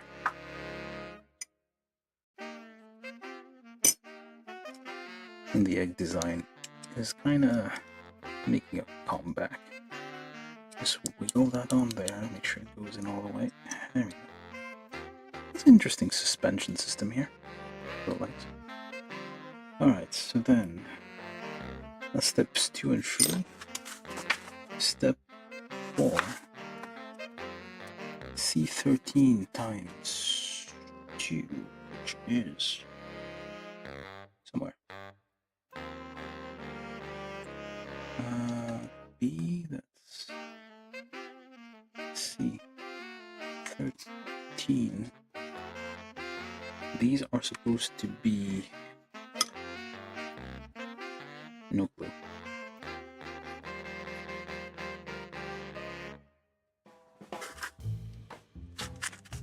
Tetris kanji. I forget. Break up? Separate? Parts? I forget what more. I know a few kanji, but I recognize the Tetris kanji. Well, it's a problem that I remember it as Tetris kanji because I don't remember the actual meaning. Separate?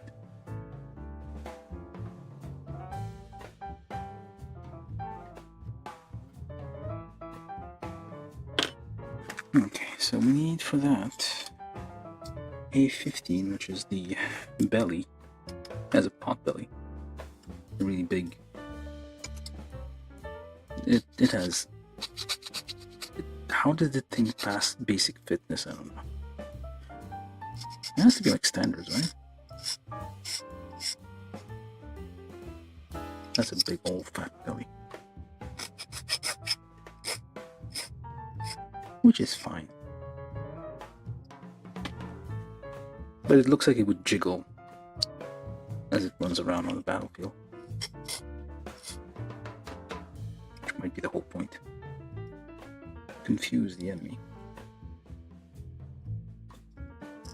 So this goes in there, but apparently this might be... is this a free mover hole, is it? Yep, 3mm hole, so I'm guessing more attachments. More things get attached here, so... Unless this is just... There we go. And you push that in all the way. Or maybe not. Well, we'll do it anyway.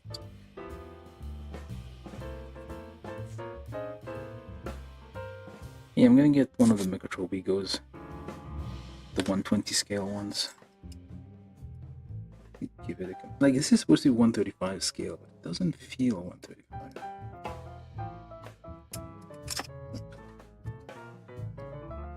Oh, 135.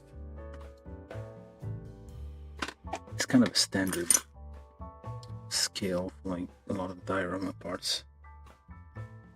Alright, so then we need B3, more flappy bits that are very thin and seem prone to breakage. I mean, this thing does have like lots of like small moving parts, which is fun.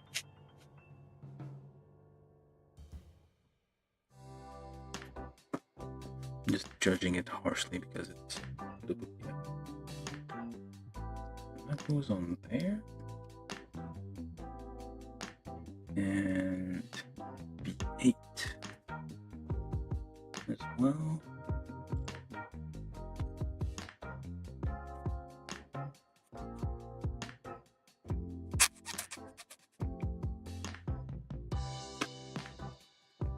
With the flat part going outwards.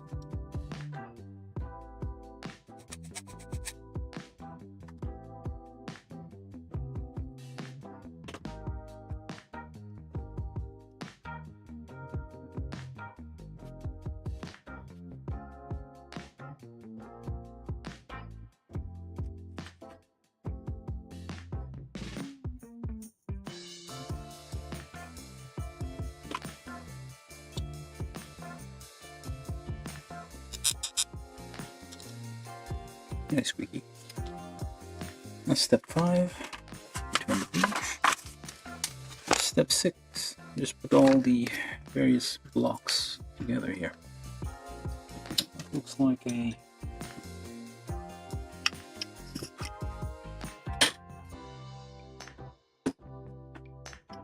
yes.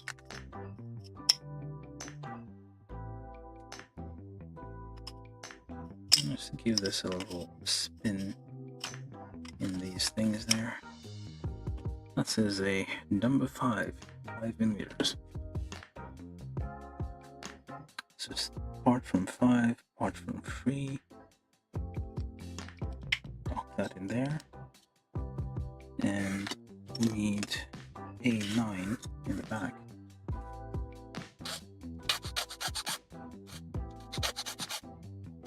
Clean those nubs first.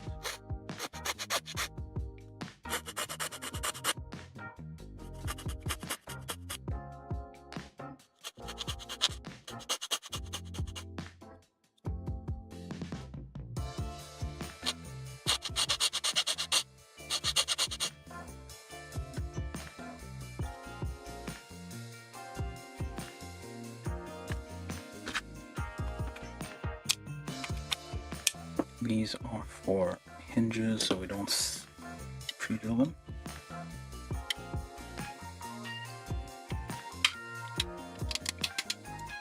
Wiggle that in place, like so. Just wiggle a bit to make sure the part's gonna fit. It's gonna be a gap down there.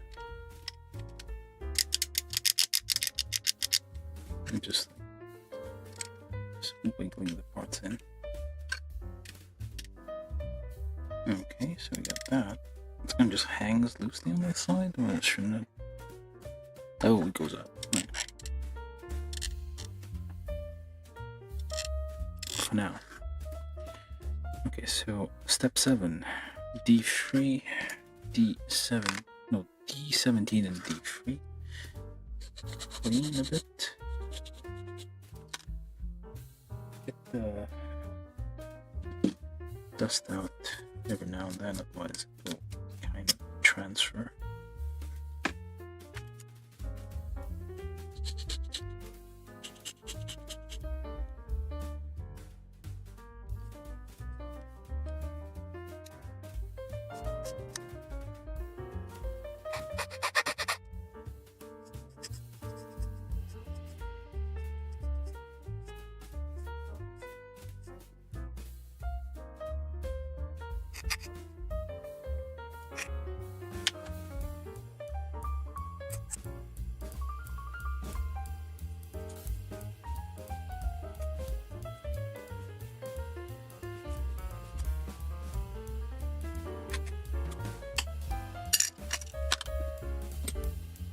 Number 3 over here, number 1.5,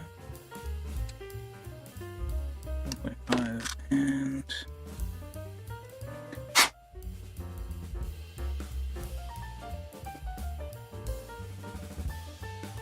push where the pegs are, just get that in all the way.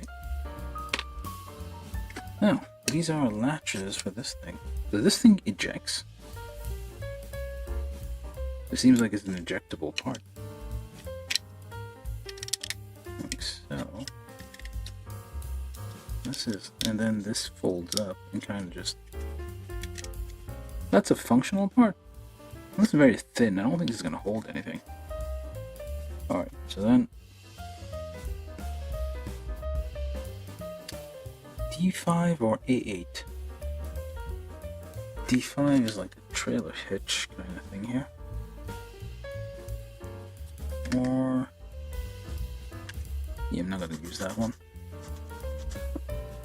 Let's just ignore that. Or A8. Which is... Oops, this part.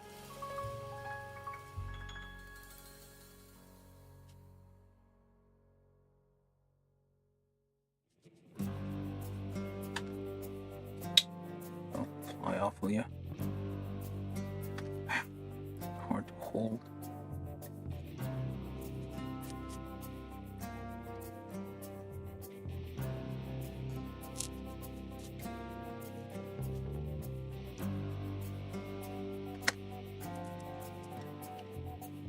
And slap that on there. Just to hide that part.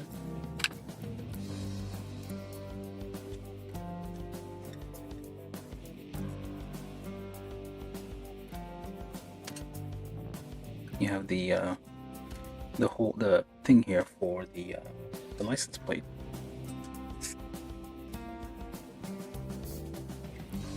And oh, I see. So this here is alright. So this is for. Let me just build that. That's for the kind of another stabilizing thing, because it clearly it won't be able to stand. Like unlike the Micatro Wigo, I don't think this thing is can handle, like, unless you use these, I guess. This thing won't handle like standing on its own leg very well. The Micatro Wigos are very stable, well, fairly stable. You can't do acrobatics and stuff, but this is it'll hold. These I don't think so. That's why it has this extra thing in the back here, which is a tripod attachment kinda. Let's clean this up a bit.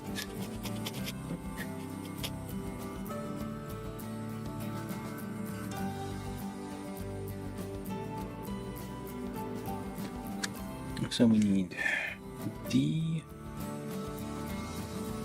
whatever that is, D5, D6 in there.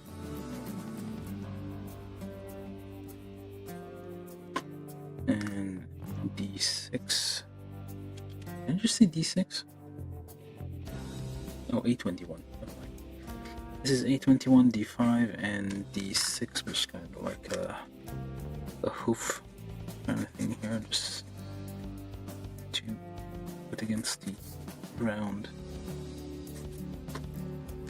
That goes like so. And on this side, we get a bunch of 1.5s.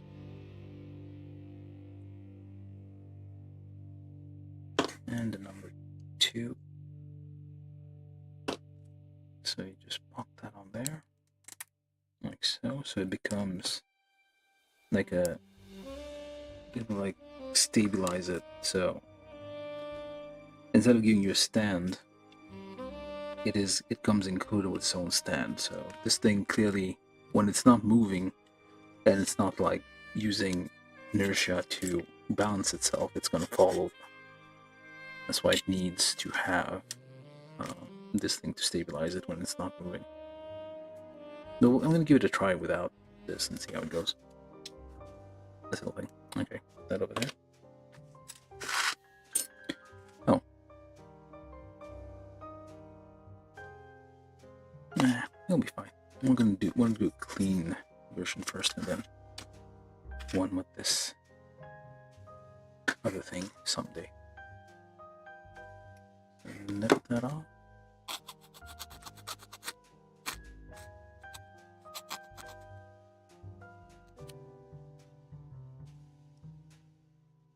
These are the side fenders, or mud guards, not fenders. This is like in old-timey cars. You would have these, well, even in, I guess, trucks these days, around wheel wells or something like that. So just to, and it moves. It's not fixed in place.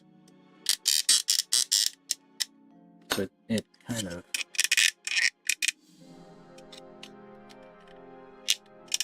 wiggles.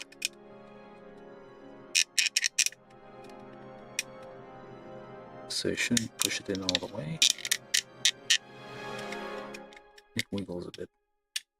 Kind of like the Micatro Wigo as well as that thing. Do we get We don't get decals for this. It's supposed to be... Let's see here. Orange and yellow. Let's put both of them on first. So those are A2 and A3.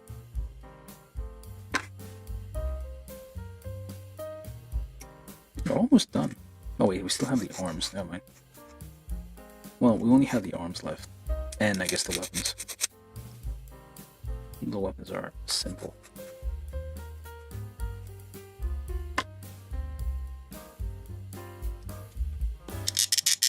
Squeaky. Alright, so we need yellow. And this will do for orange.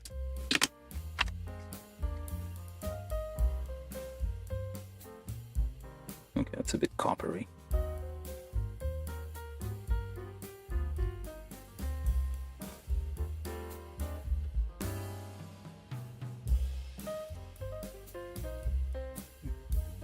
More copper than orange.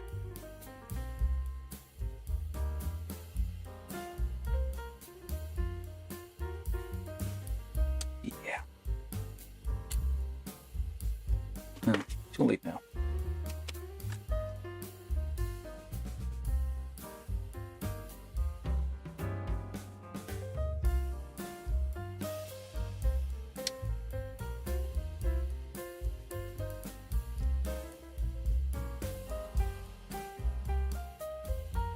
It's very faint. Probably should have used a different set of paint for this. Do I know? What the? Oh. From YouTube, Adriano Reyes said, Q, what marker pen brand did you use and where to buy? These? I have no idea. It says... Gibson. From YouTube, Marcel Mendieta said, do Kotobukiya kits usually come with water decals? Yeah. Well, not always. These are... This... No, actually, hold on. These I bought from AliExpress. I have no idea. But it just looks for like metallic markers. And welcome. How you doing?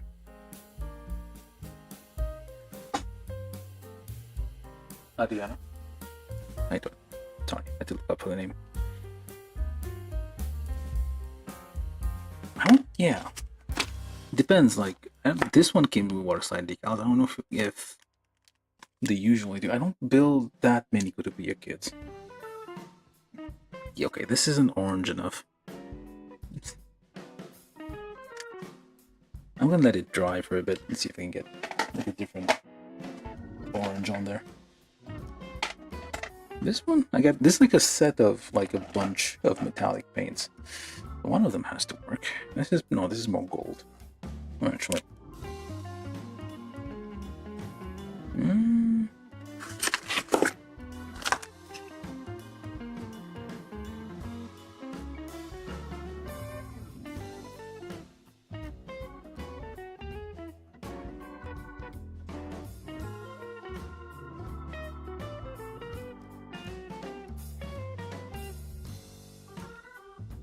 It's even worse. No, it's all just that shade. I'm gonna let it dry for a bit and come back and ruin it some more. So basically this is the bottom part. This is supposed to be like a turn signals. They're round like old-timey, like a Vespa. Like you would find in like an old vehicle from like the 80s or 70s or even 60s. The idea is to like, I guess, shock your enemies by how cute your mechas are. Alright, so now for the arms.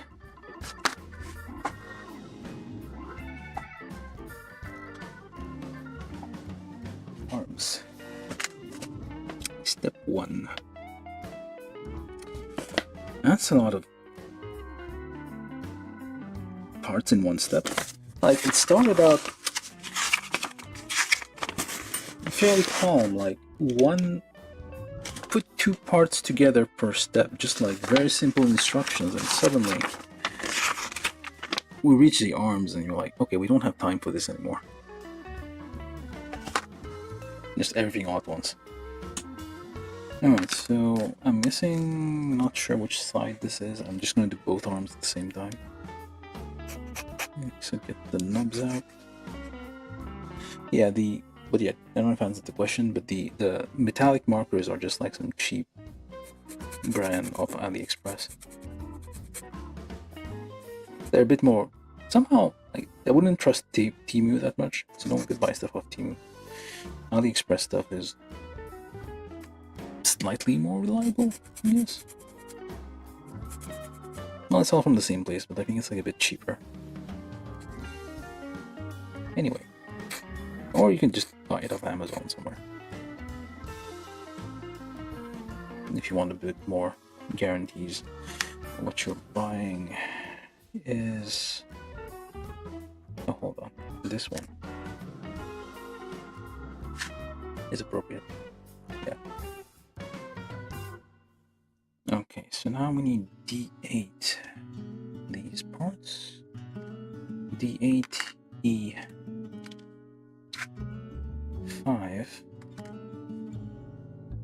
Lots of steps all at once.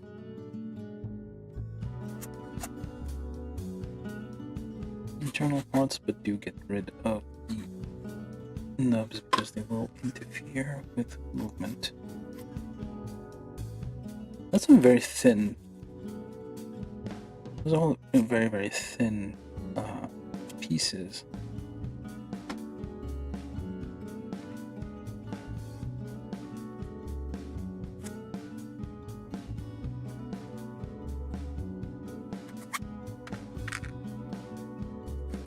Oops. That was a bit rough.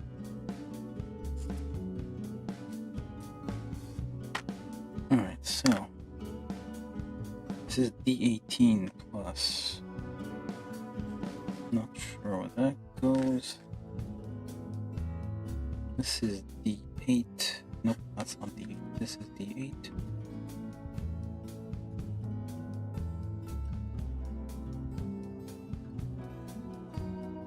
So this isn't a ball joint. It even looks like a ball joint socket. This is the ball joint doesn't go in there. Okay, so did that one wrong. Hopefully we don't break this. Okay, there we go. So assemble E5 and D8 first. Like so. And then pop that in there. It looks like a ball joint, but it's not a ball joint. And then D15. If I can find it, there it is. D15.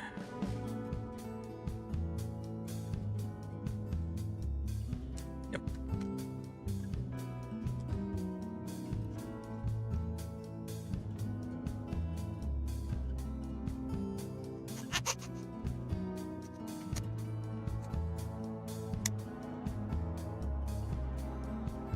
There's probably better brands for metallic markers. These are kind of shitty.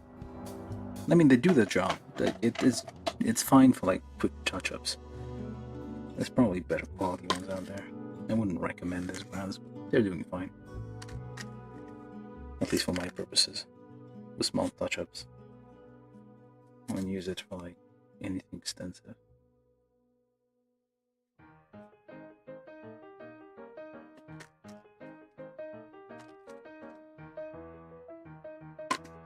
Alright, so let's do this again. So that goes in here. Yes. And goes that way. The fit is quite, I mean, it's kind of precise.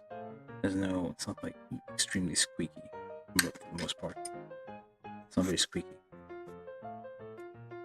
There's a little bit squeaks here and there, but overall the parts are kind of fitting quite nicely together. And there's 1, 2, 3.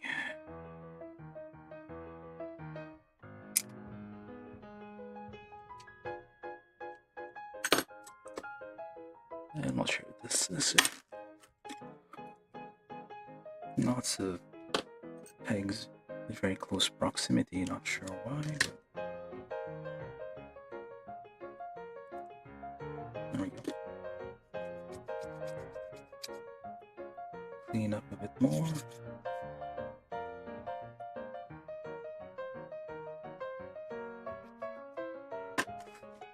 Do the same on this one.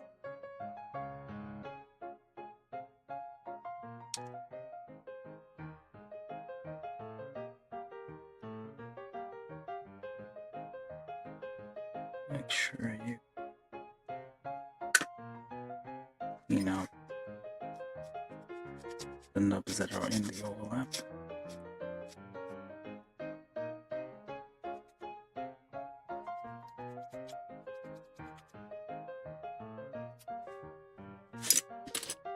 Alright, so that's shoulder joints. E12.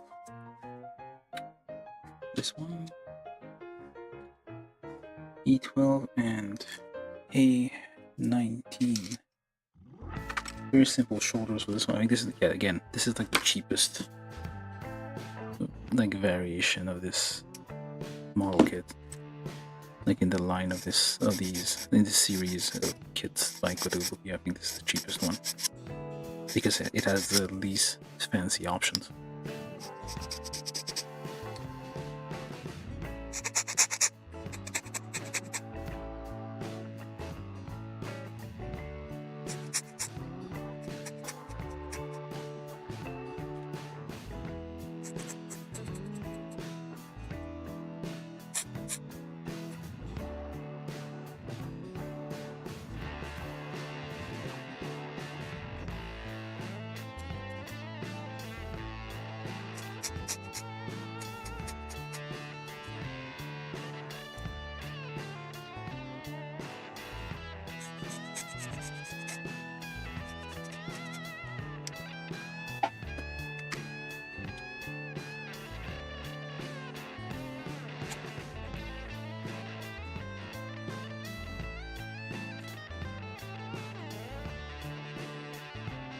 Okay, so that goes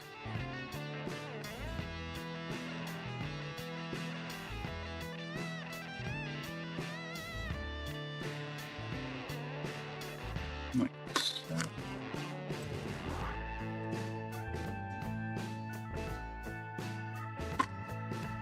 No, this one doesn't really have. There we go. Not much of a nub problem. Okay, so then it goes up there.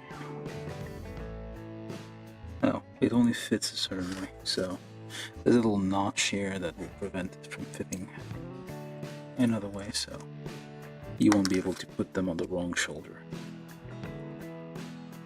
Although they are symmetrical, almost, never mind. They're not exactly symmetrical. Alright, so that's shoulder. There's a 3mm. Okay, this pops out for more 3mm attachment shenanigans. Alright, so that's shoulder. Now, E7.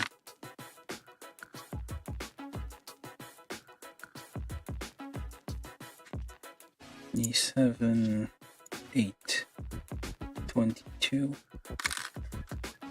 And then just slap all that together.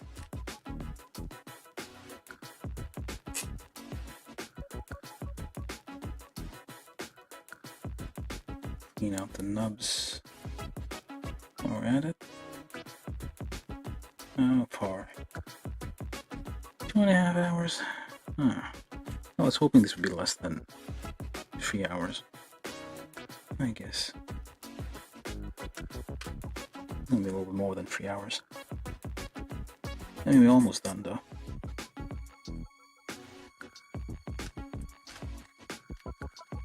Kind of wasted some time in the beginning just fixing things that weren't working.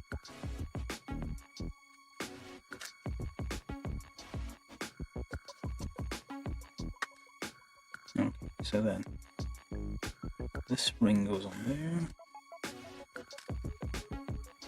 That ring goes on there. Get that out first.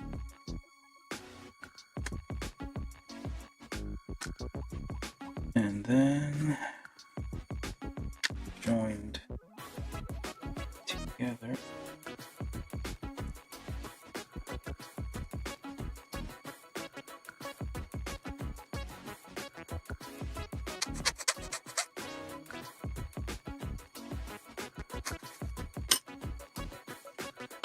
Okay,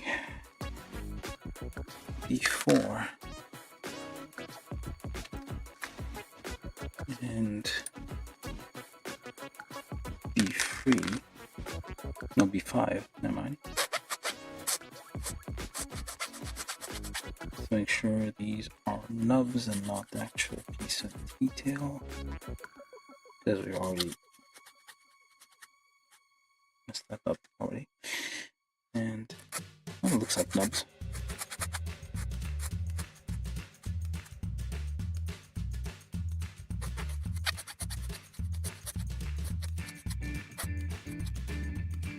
Well, actually, just a regular old, very orange.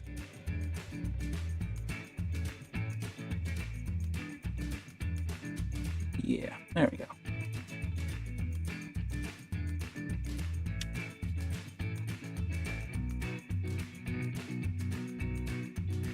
Although it's more red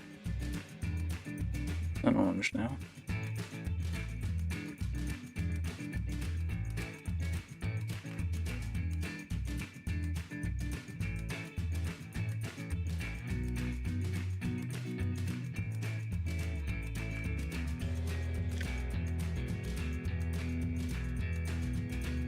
Yeah, better. Slightly. It's a little, it's still shiny, but a little more red. That's better. Where was I anyway?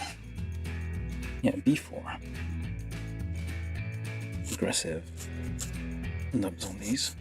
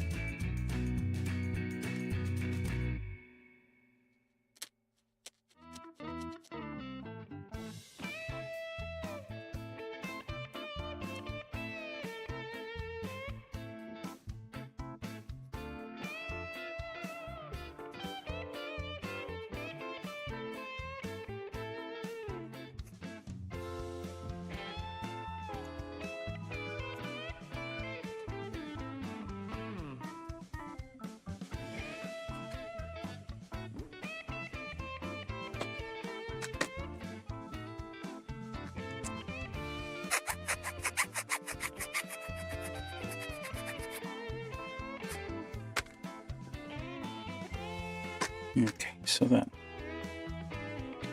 pop that on there, and on there.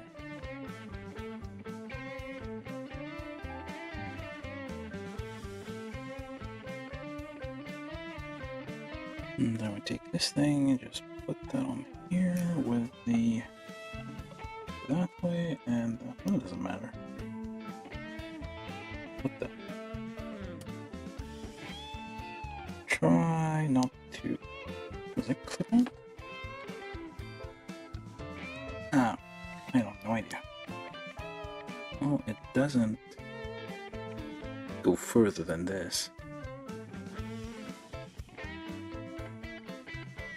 It's like there's a little bit of a. It floats a little bit. Like don't force it in because it won't go further in. It is very close to the edge there, so How is it supposed to even... What the hell? Did I put this on the wrong way? Or did I just use the wrong piece for that? Weird. Yeah, it's kind of floaty. You could potentially... Oh, wait, that's wrong. That's why. All the way in. Like so. Short a bit here. There we go. That's why. Short a bit. Like so. There we go. Now it fits snugly. The longer bit is supposed to be in the forearm. There we go. Now for the claw. 1, 2, 3, 4, 5, like that. Oh, we do have 6. 3 claws per hand.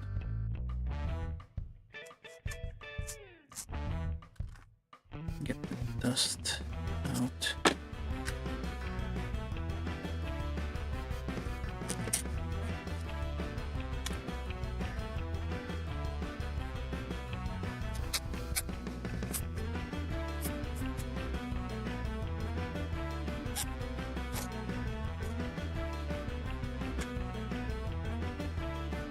Oh, that's why you have the little markings on there. I thought those... Yeah, those are like for gripping, I suppose.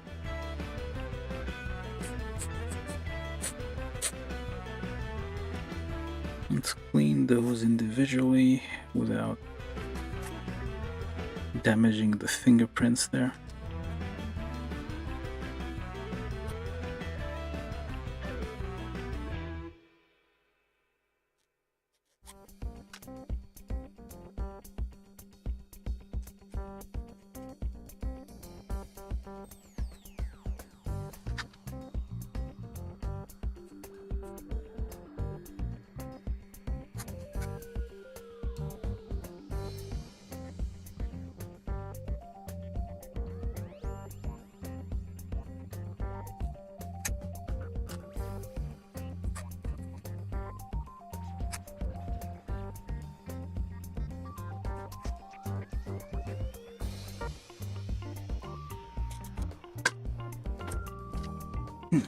Let's figure this out. So, oh, that's where we need these little things.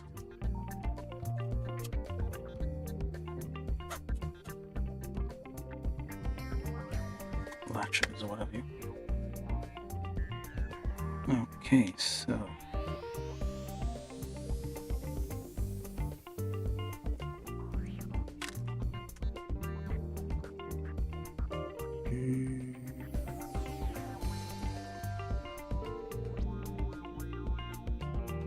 like so. And like so.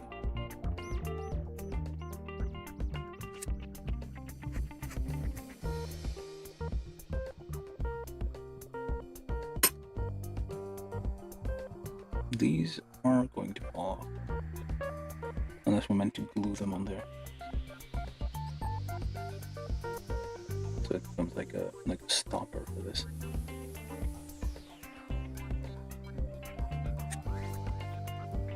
Tiny pieces barely holding on.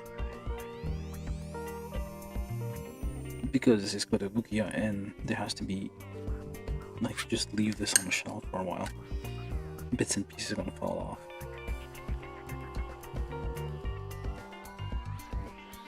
Yeah, these, like, you move them a bit, these are gonna fall off. Do you do anything with this? No, they just don't do anything with this. Huh.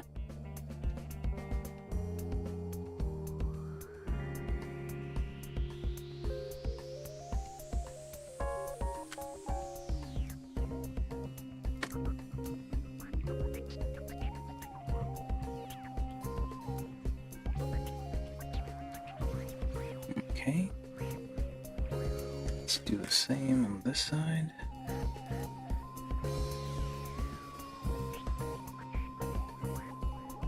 There's... They gave you spares. There's 6 of these provided because they know they're small parts and they will get lost. And know what they're doing. Criminals. It's criminal intent, that's what it is.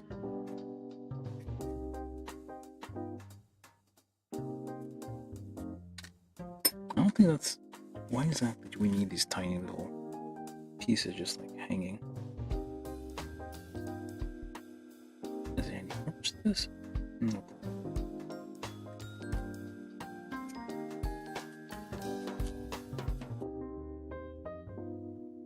And I forgot to tell out the number. Well, it's basically all the finger bits. That's E9, E20, E20 for tiny little weird shaped things, E3, E4 for the fingers. Let's go there.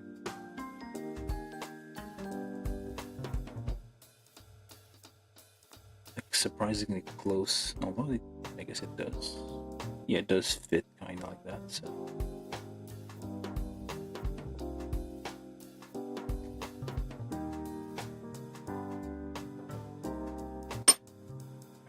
So that, and then we take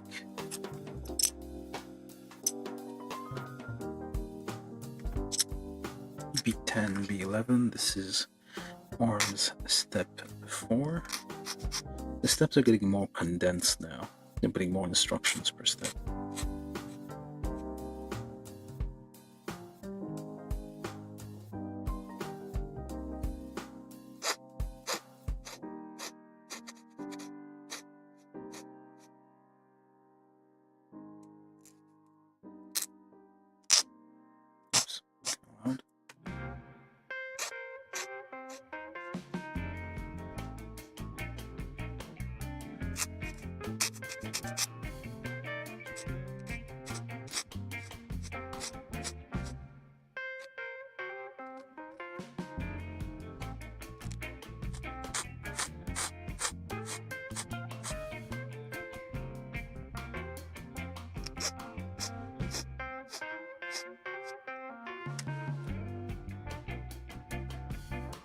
And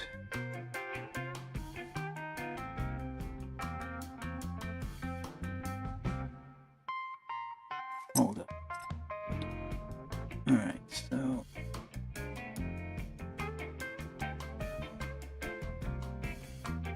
I guess it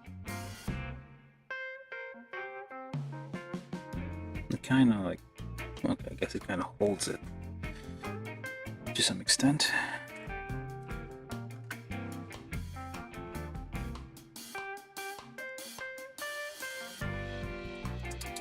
There we go. I'm not sure why we need these little thingies there. Just floating there for no reason. What was the what's the intent of between these things? I don't know. Do they do anything?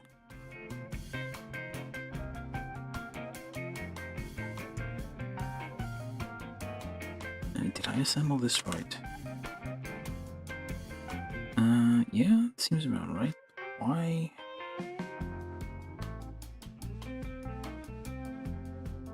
What's this for? Why?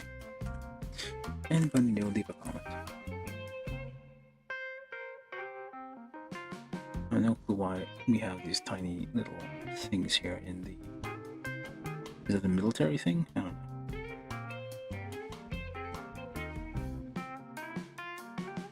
Is it an actual thing? No idea.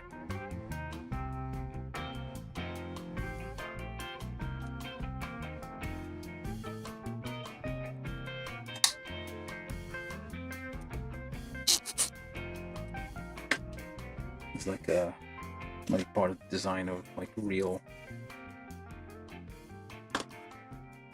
machines with claws, maybe.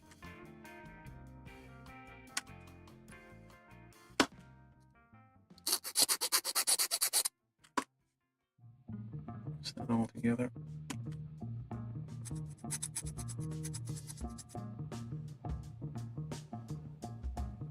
Okay. we got hands, and we got, like, again, 3mm holes here for, like, attachments. And whatever these weird things are doing now. Yeah. They're just, like, dangling.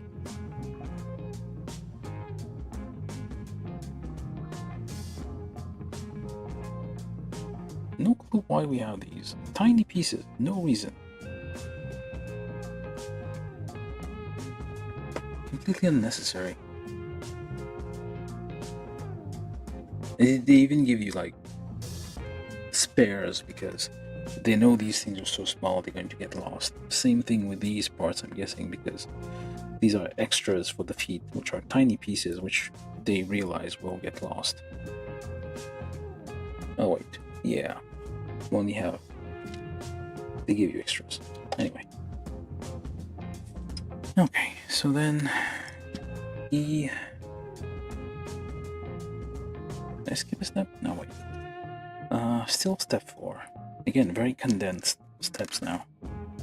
We're taking giant strides forward. Get the dust out of your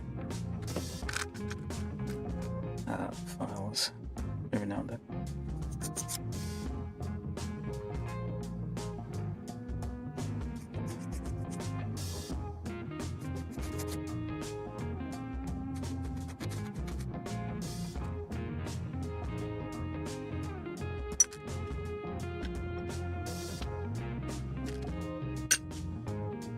And we will need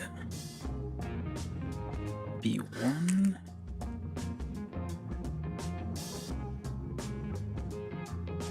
Times 4.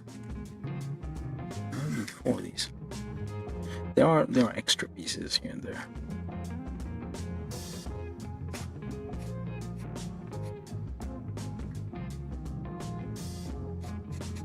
Might be due to the lateness of the hour, but we're starting to skip over instructions a bit.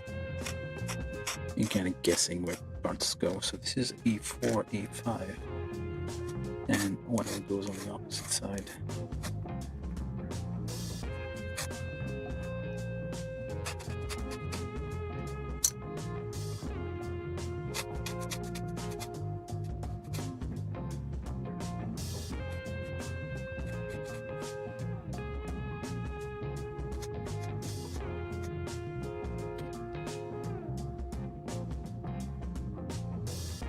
Okay, so what's in there? And just pops in there. Oh, that wasn't... didn't need all that fuss.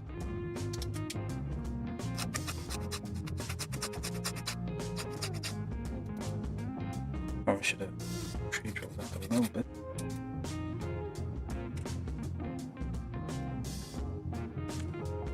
So number 3.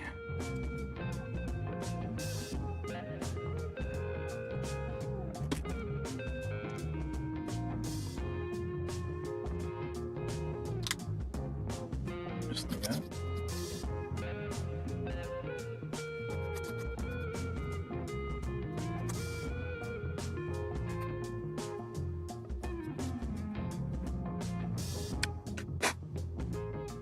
And we need B1 for cover holes. Those 3mm attachment holes, as usual. The idea here, I mean, Kotobukiya to sell like a lot of like, I forget what it's called. They do make like weapon option kits. So that's why a lot of their kits have those holes, so you can like buy more stuff from them. Well, Bandai also does like 3mm holes, at least back in the day when polycaps were standard. They would usually have 3mm holes.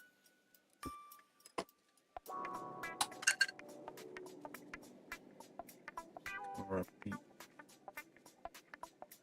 stress lines of it.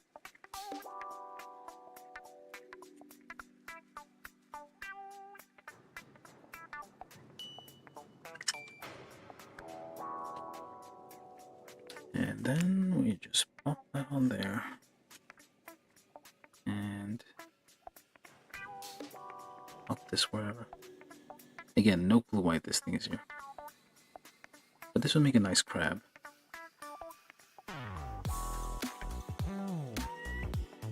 It doesn't. That's it.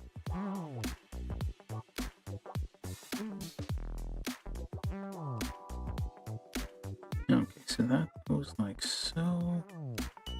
Like so. Like that. And whichever. You can just spin it whichever way you need it to go. So that goes like that. This goes on to the outside. And whichever. Those claws aren't as, they are not terribly sturdy, so move them with caution, I guess.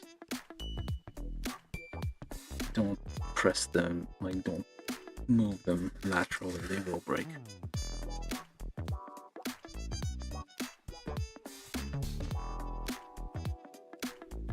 Again, no clue why we have these little dangly bits there. I have no idea. There's no purpose to them other than making things more complicated than they need to be. That's it. Arms, I think. Yep, arms. Wait, we got legs, arms. What are those? I have no idea. There's something 06 type tree. There's something.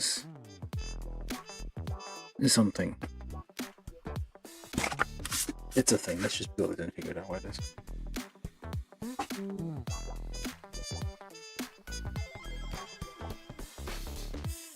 And let's put question marks over there. Alright, so okay, let's get one of those anyway.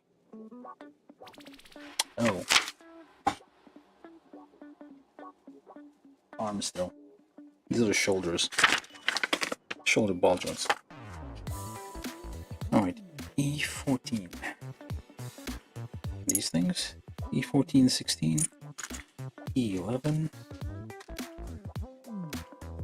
And E16. Alright, so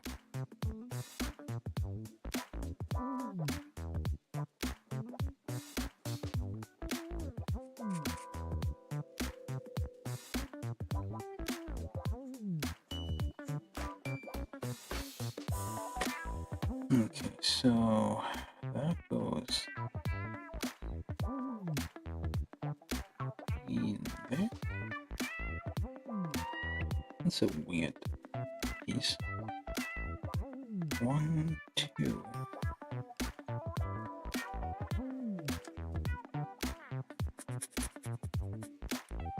Make sure it is free of nubs.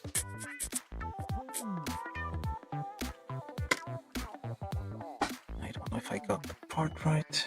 I'm gonna assume. Looks about right though. Oh, interesting. It's a weird joint that we're building here.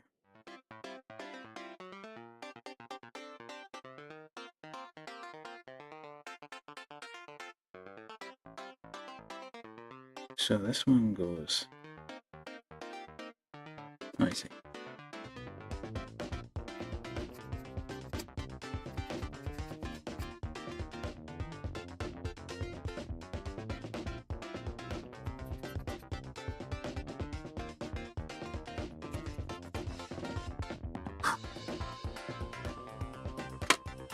So this goes side to side. This goes up and down. Well, depending which one is up and which one is the side to you.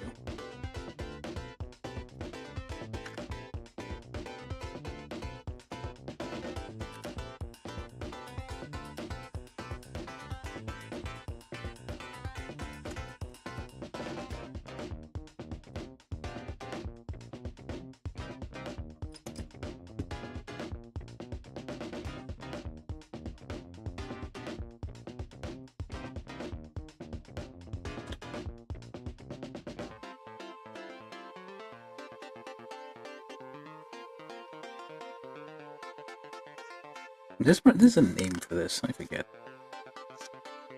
This kind of mechanical connection.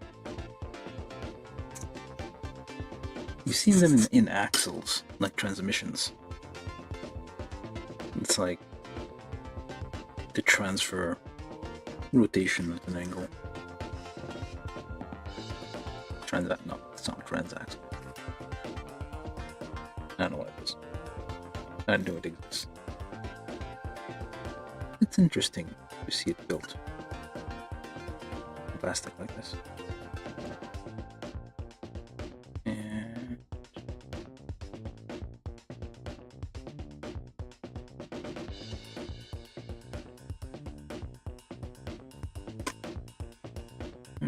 it's very tight. Okay. We got all the pieces, I think. We got our spare eyes. We also have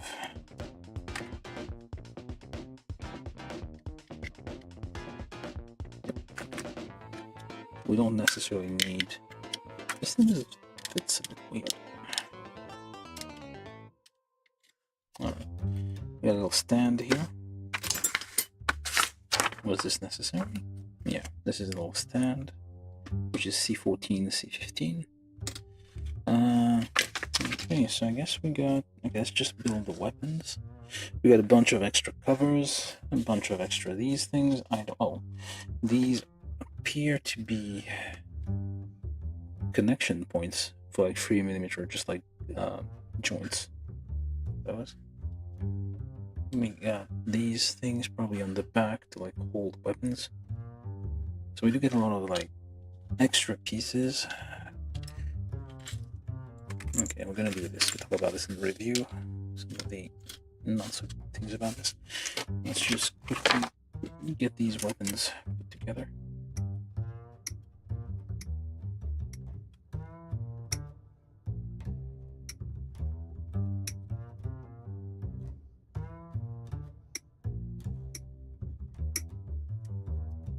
We only have one runner of weapons. So one rifle or submachine gun looking thing.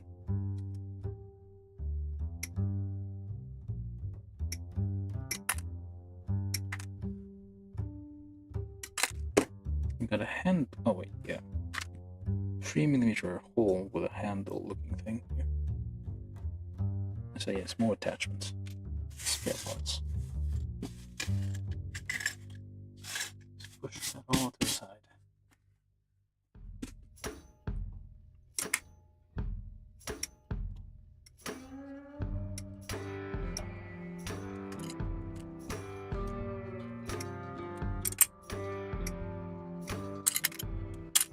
It's all of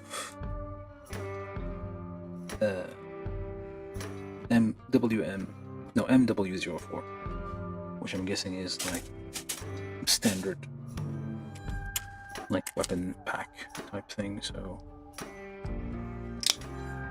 there's probably stuff I'm missing here.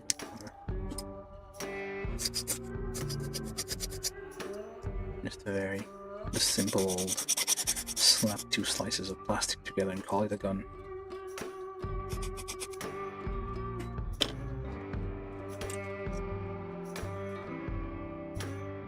Nope. Well, I should probably look at the instructions. We can put this away, we're not going to need it anymore. Alright. Oh. These are weapon holders in a way you wouldn't think so. You would think this would go on the back or something to kind of like store the weapon. No, this is for like holding a weapon. Okay, we'll see in a minute. Okay, never mind that. Okay, 0.7, and this goes in there. Just a quick slapping slices of plastic together. Like we don't care.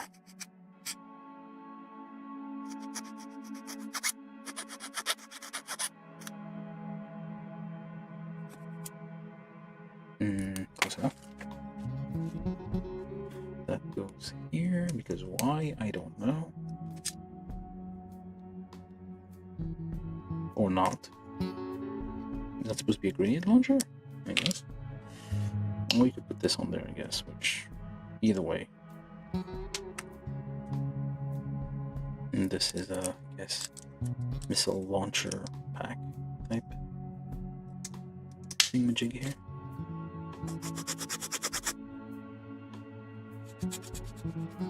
Anything elongated with trigger. Close enough. Here's a weapon. And that becomes some kind of rocket launcher type thing.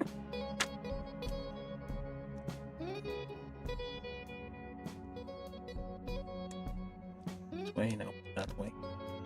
Whichever way. Nope, not that way. This way. One of these has to work. And this one's kind of plain.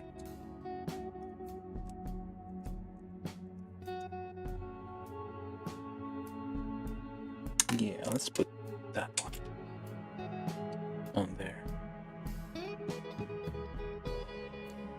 Wait a minute.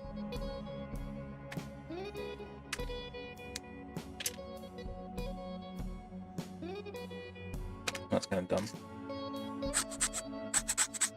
It prevents you from putting this on, like, there's a little notch in there that you can only fit on this little thing because there's a track for that notch. And on the back, I have to put this one because there's a notch also on the side. But anyway, that's the last piece. The weapons itself are kind of unnecessary, I feel, to the enjoyment of this kit.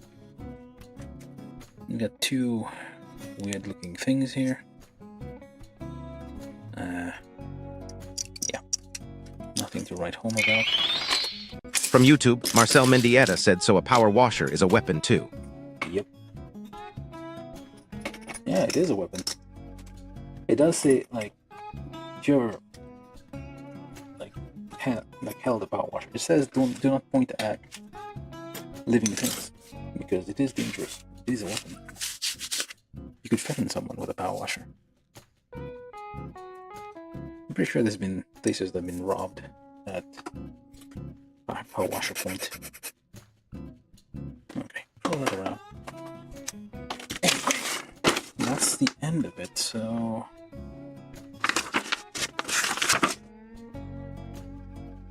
okay, right. Let's do assembly time now.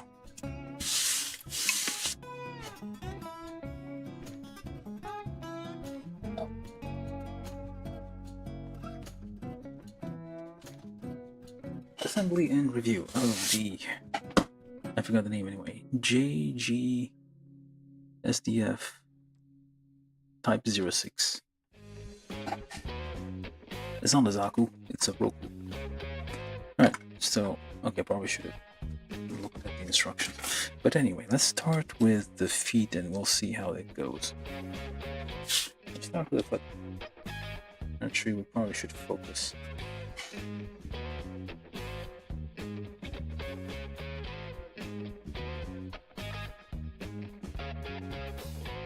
Close enough. Start with a foot. And add in another foot. Very small feet, barely, kind of inadequate looking feet. Like I mentioned before, these look like the type of feet that back in the olden days they would break the legs of women to like make them fit in tiny shoes in Asia.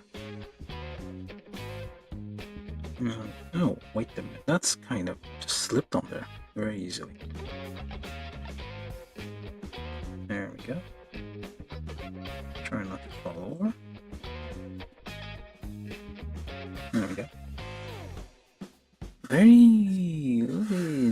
This is very... That's like Stumpy on the next level. It's a drumstick. It's a turkey leg.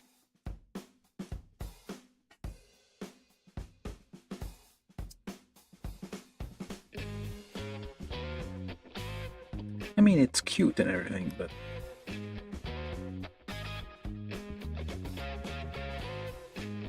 it's standing somehow. Now, get a waist unit. Wiggle that in there. I don't think that's gonna... How even? That's not gonna hold.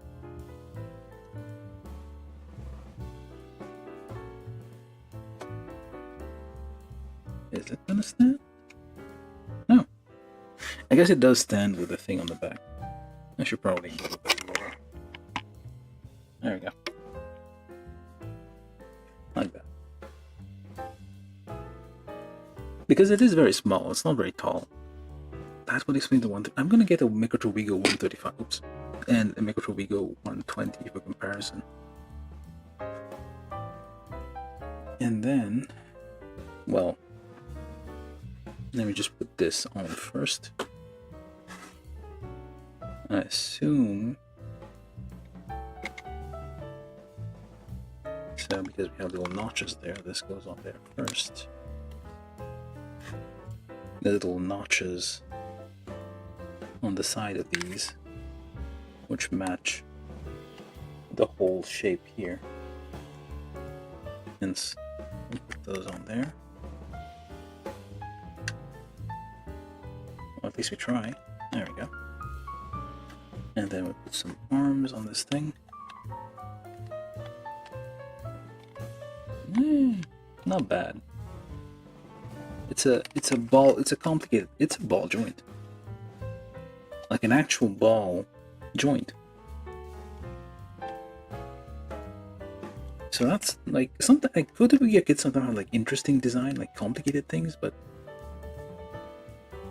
somehow they take shit for like your kit just falling apart all the time.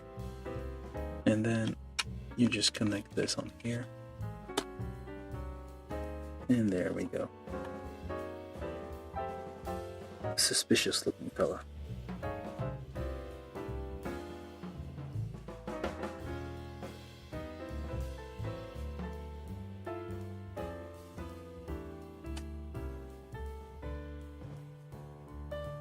Like for more stability, you could use these feet, which have the thing fixed in place. And so you can just, these slip on very easily. Slip on and off, so you can like have this, which is very stable. But you lose like the two colors. And I like having extra flappy bits, to be honest. Like this is more stable. Like it makes the feet a bit more flat. So yeah, there you go. A thing. This is the Type 06 free. I'm going to say Type 06S, but no, Type 06 free. The Roku. Tank Roku. If they put it as Tank Roku free, that would be like too much on the nose, I guess. Oh, look at that. That opens. Very uncomfortable looking seat.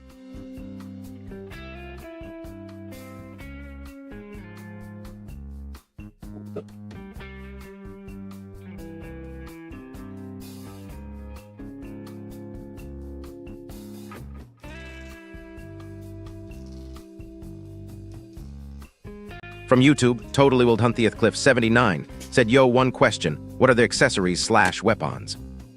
This one doesn't have a lot of weapons on. This is like the cheapest one. Let me find the instructions for you. So yeah, this is the thing that you can buy. Like all of these are optional extras. All of these, like this, like Kotobukiya make like weapon sets. I forget what they're called. But they sell like option parts, optional weapons for all that are compatible with all their kits, most of their kits, going like back a certain number of years. So this thing only gets whatever these are, this weird looking rocket launcher thing with 2 rockets, I guess, and a submachine gun with what looks like optional grenade launcher. That's pretty much all you get for this one. This is like the cheapest one. If you, I guess it's easier, it makes more sense to like buy if you have already. I'm just gonna get on there. Like all of these are probably like optional parts you can buy with the other ones. Exchanging both the Nacchin, I guess you can get like the older model, and which had a tail in the back. I built this one like it was like tiny looking thing. It didn't have a scale information to it. And you have like, oh, I forgot this part. You have some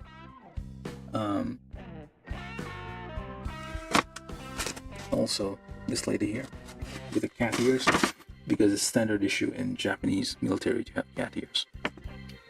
Yes, and concept art there. But yeah, not much weapons. Actually, let me go get a Mechatro Wigo to compare this to. Just give me a second here. I'll be right back.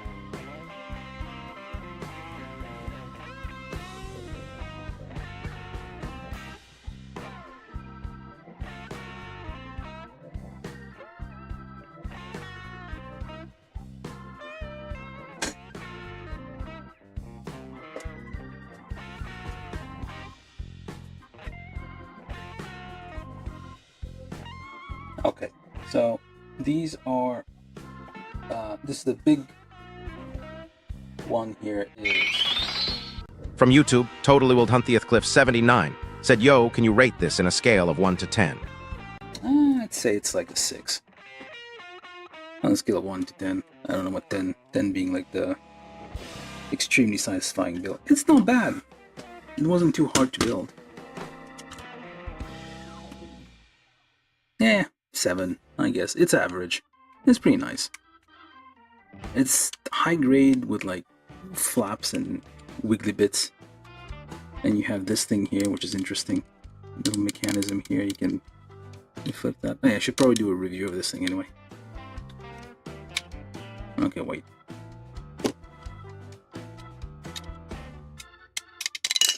I think this is swappable with something else, but I have no idea what. Yeah, it's probably designed to be swappable with a lot of... Oh wait, this way. I put it on the wrong way.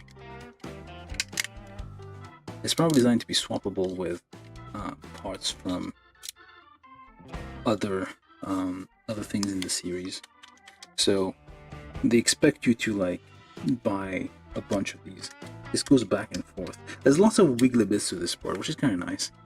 So let's do a little review. So size comparison. This is a Mechatro Wigo 135 scale, and for these are much cheaper and less detail, yeah, but it does open and you do get a little figure inside, which is a kid, but you can kind of, I guess, kind of makes sense. 135 scales makes sense. So yeah, this is like not a huge machine, but it is kind of large. So I guess an adult would fit in there. On a very uncomfortable looking chair though. It's like there's a split on the spine. It looks very uncomfortable. That's supposed to be that thing. But yeah, this, despite being much smaller scale is also quite detailed. But that's not, we're not reviewing this now. But it's quite fun. And these like are very stable on their feet. They don't have any problem. Despite having fairly like small feet, they're very stable. They don't fall over that easily. Well, they do fall over easily, but they stand on their own easily too. This is a 120 scale Metrovigo. It's like much bigger. This is definitely not like a higher scale thing. But yeah, they were going for like the same design essentially. They tried to copy the round barrel type mecha that Metrovigo. Although it's probably older than Metrovigo. It's just a general style of mecha is. This one's like quite nice. This is from the I had a different orange one which had like chrome parts. I have no idea where it went, but this one is from collaboration with what's their face? Evangelion. It has 2 different color dyes. For some reason, I can't remember why. But yeah, let's do a review of this thing now. We compared it to the Mechatrobigo. So yeah, it has lots of flappy bits. Like it has those weird tiny feet, which is a stylistic choice. Like very, very stumpy legs, which very impractical in combat. You're gonna run with these. The legs can very easily be swappable. These legs, they have like different legs with like fixed stabilizers. Or legs with like feet with stabilizers can be flipped up. You can swap those quite easily. Like it's designed to be like very swappable. That's why I'm guessing they're like all the holes for the pegs, the 3-meter holes, are like very loose. The intent here is that you can easily connect things to it. So on the back it has a little hole here, which is one optional design is you can put this thing on there, very easily connected, and that becomes like a stabilizing, like a built-in thing here. Because clearly this thing won't stand on its own in most situations. Like if it's not moving, like inertia won't help it stay upright. So it does need this thing, which just kind of then flips up here like a tail. They made a different model. Like it started out the line of using these, which are like very square with cat ears, some of them, and they had like a tail in the back, which they used the stabilizing, like a third leg essentially to stabilize it. And this thing here, very stumpy legs, which has very decent range of motion. Like it has a lot of articulations, like this here and the inside. Yeah, very nice range of motion. Let's move that out. Swap these to these legs. From YouTube, Total Will Hunthieth Cliff 79 said, I wonder if you're planning to build a MG kit. I might someday. They do have a few left around. I need to like make a schedule. But yeah, so about this one. Very surprisingly a lot of articulation. You can do like dynamic poses like these, although clearly this thing's gonna fall over. It does come with a little stand though, with like a little hole down there, so you can pop that on there and just let's move down a bit. Yeah, so you can have it like just standing. I don't like this thing, although this is kind of necessary for it to function. You just want to have it like that. Very nice. It does have a little spot here for a license plate. You get Warslide decals with this thing for you do have a license plate 06 1008 because it's type 06, which is a reference clearly to Zakus, and it's also green like a Zaku. Well, the military green thing isn't like just Zakus, but it looks like a Zaku because it's round and stuff. It has I mean, like, yeah, the articulations are fun. It has the fenders here, which are floating, which move a bit. You can pop them out a little bit. So this is kind of, let me leave you here for a second. It's kind of like the kind of floating fenders that the Kotobukiya has. More visible in the arms, I guess. Floating fenders, which kind of like wobble a bit as you move. So they kind of like replicated that vibe here because the Kotobukiya has like fenders, like, well, are they called fenders? I guess fenders, yeah. And I don't like the tiny feet though. Like it's like, yeah, no. Let's have it like that. That's gonna be our pose when we exit. But yeah, it has like an opening cockpit, which is nice, like very detailed. Not quite as like smooth of a like you're supposed to clip it onto the back here. It's very easy to like mess it up, the connection, and there's kind of a big gap between the oops, and this just keeps falling off. That's another problem. The eyes here, which very unnecessary on a military vehicle here. Yeah, there's kind of a gap between, a slight gap. Sometimes it's a bit visible, sometimes not. It's a bit ill-fitting, the cockpit and the rest of the body. It does have like, that turns a lot. That's a big turn of the thing. Oh. I missed the spot.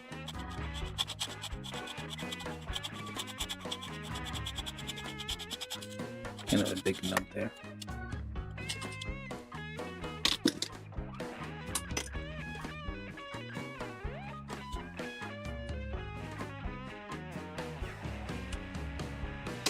Yeah, the waist has quite a bit of a turn radius here.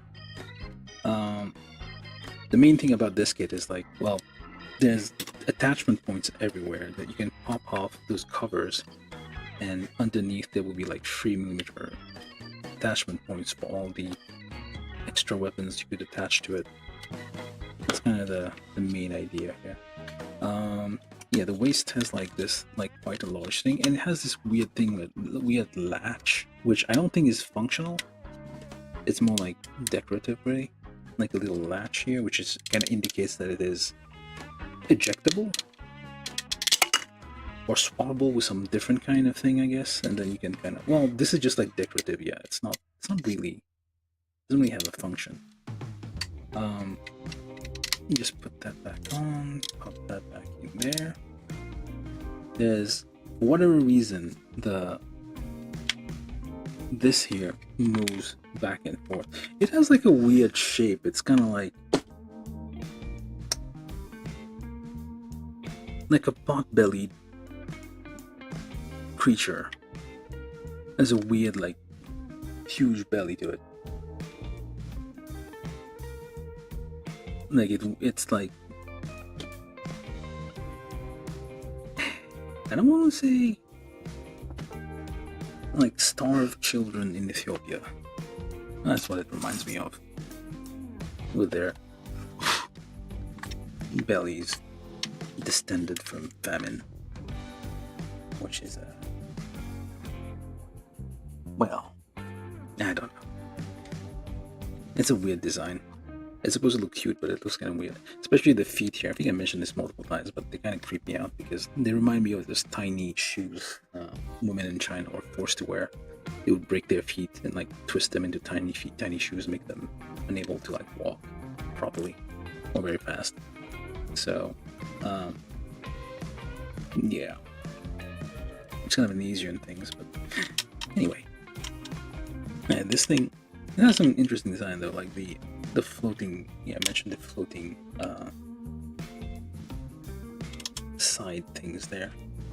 I painted these a bit, so it kind of looks weird, funky. You don't get decals or stickers or any kind of clear parts to like add here for the these are turn signals, rear light indicators, brake lights, and turn signals. That's what we have here on the back.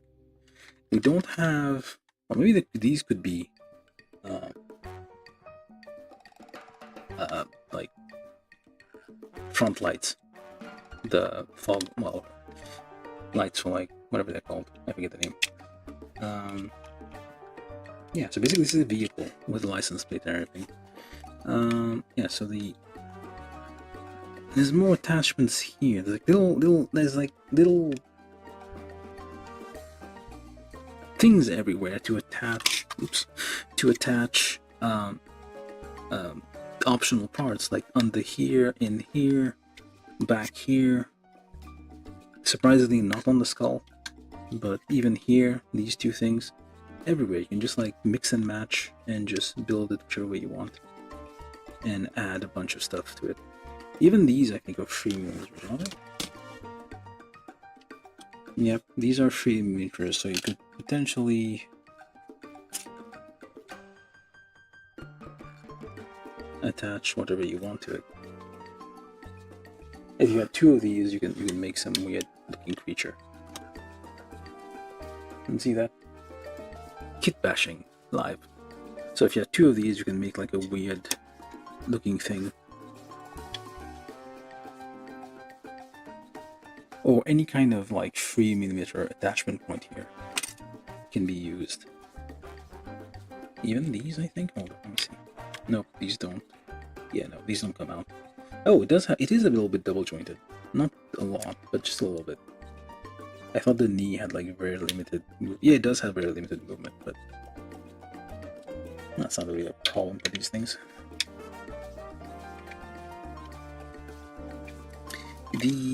We talked about the head a bit, the cockpit. This here, swappable eyes. And the thing I don't like about this thing is it comes with this thing by default, which is okay. You also get 4 spares. Well, 4 blanks, essentially. You get 4 blanks, but on the water slide decal, oh, I guess you don't need this. This one is already. Yeah. You get 1, 2, 3, 4, 5. Ignoring number 15 here, you get 5 decals for 4 blanks to apply the decals on. You can. The math is complicated, but bear with me here. We're missing 1 blank, or at least they decided to like, yeah, no, we're gonna just have you like missing 1 blank, so like you have to pick which one you're not gonna use, which is kind of shitty. But yeah, so you do have lots of decals, also like markings and whatnot to be applied to all over the thing. Yeah, you can refer to the thing here in the back. You do have a nice guide here to like tell you where to put all the decals. Even the thing here, the license plate, decals everywhere, blah blah blah blah blah, everywhere, all the place. Oh, little. Where is it? Oh yeah, the little star thing, which is like a police vehicle, which you see them on the patrol labor thing. This like goes back and forth a little bit for some reason. I don't know why. Suspensions, I guess. Oh, the arms. Interesting, weird. Well, the claws are fine, but these weird little things here, I have no idea what they're for. They're like little things on the side here. They are independently moving. Little hook things. I don't know why it's on there. Makes no sense. But you do have a claw hand, which rotates. The elbow doesn't have a lot of range, but a little bit of range. Nothing terrible, but yeah. Same with this. And the interesting thing here is this very complicated ball joint here, which looks simple from the outside, but it's actually a clever little mechanism that allows like a very fluid motion here on the shoulder joint, which is pretty impressive. That's the more impressive thing about this kit, the little ball joint mechanism here. But this is plastic on plastic, so we shouldn't like move them too much, otherwise they'll wear out. But yeah, this is like a fun little mechanism here. And that's pretty much it. I think I need to line those up. There's little notches you need to line these up with. When you're trying to close them, oh, the eyes came off, of course. And these are also a bit of a pain here, because this doesn't like sit very well. I'm not sure what I'm doing here, or if it's just already loose from just putting this on there. Let's see, just line that up.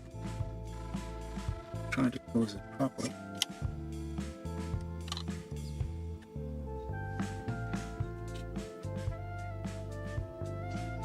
Now, I should probably talk about the very small weapons here. Those blanks over there. So the weapons, we have two of them. You cannot hold them.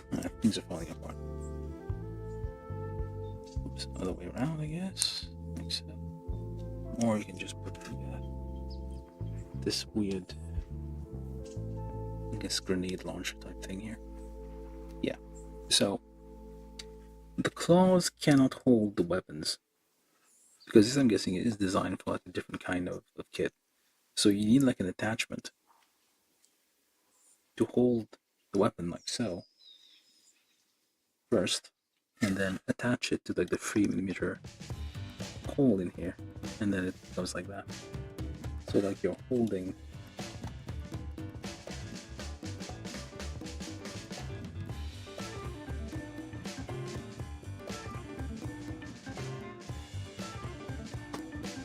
the weapon with chopsticks. Oh, this only get weird. Even thinner legs. These are supposed to be handles, I guess, but they also connect to like free. There's like lots of little options here. Options for like expansions. If you like, if you already have a bunch of stuff in the Kotobukiya lineup, this will like add. It will just be one more thing you can connect all of these things to.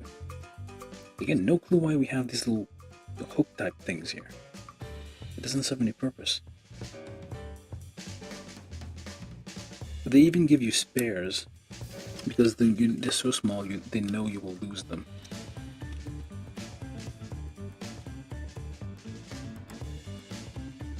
There you go.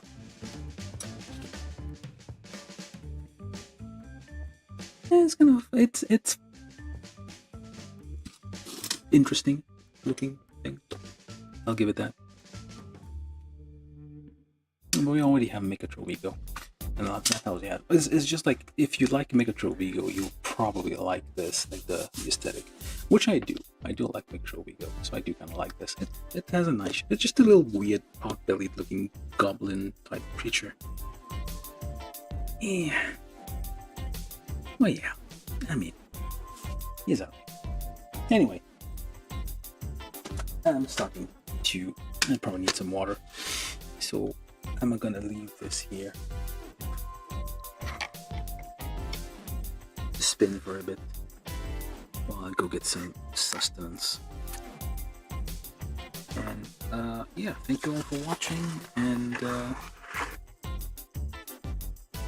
we'll see you next time, which I'm not sure when that'll be. I'll try to get back to like a more regular schedule. But yeah, this has been the build of the 135 scale full action plastic model kit, JGSDF Type 06 free tank Roku. Roku means 6 and Type 06, I don't know. I guess they were going for Zaku, but they couldn't say Zaku. They have to say Roku. It looks like a Zaku, but weird. Probably in some parallel world somewhere. These are actual Zakus. From YouTube, Marcel Mendieta said thanks for the build. Yeah, thank you so much for staying and watching, as always, Marcel. And yeah, I'll try to schedule a build. I'll probably announce it like a couple of days in advance, just like put it like a placeholder for like a few days in advance, at least a day in advance if I'm building something. So, yeah. From YouTube, Marcel Mendieta said have a good night. Yeah, you do. Thank you. See you guys next time. Alright, bye for now. Yep, that's the end.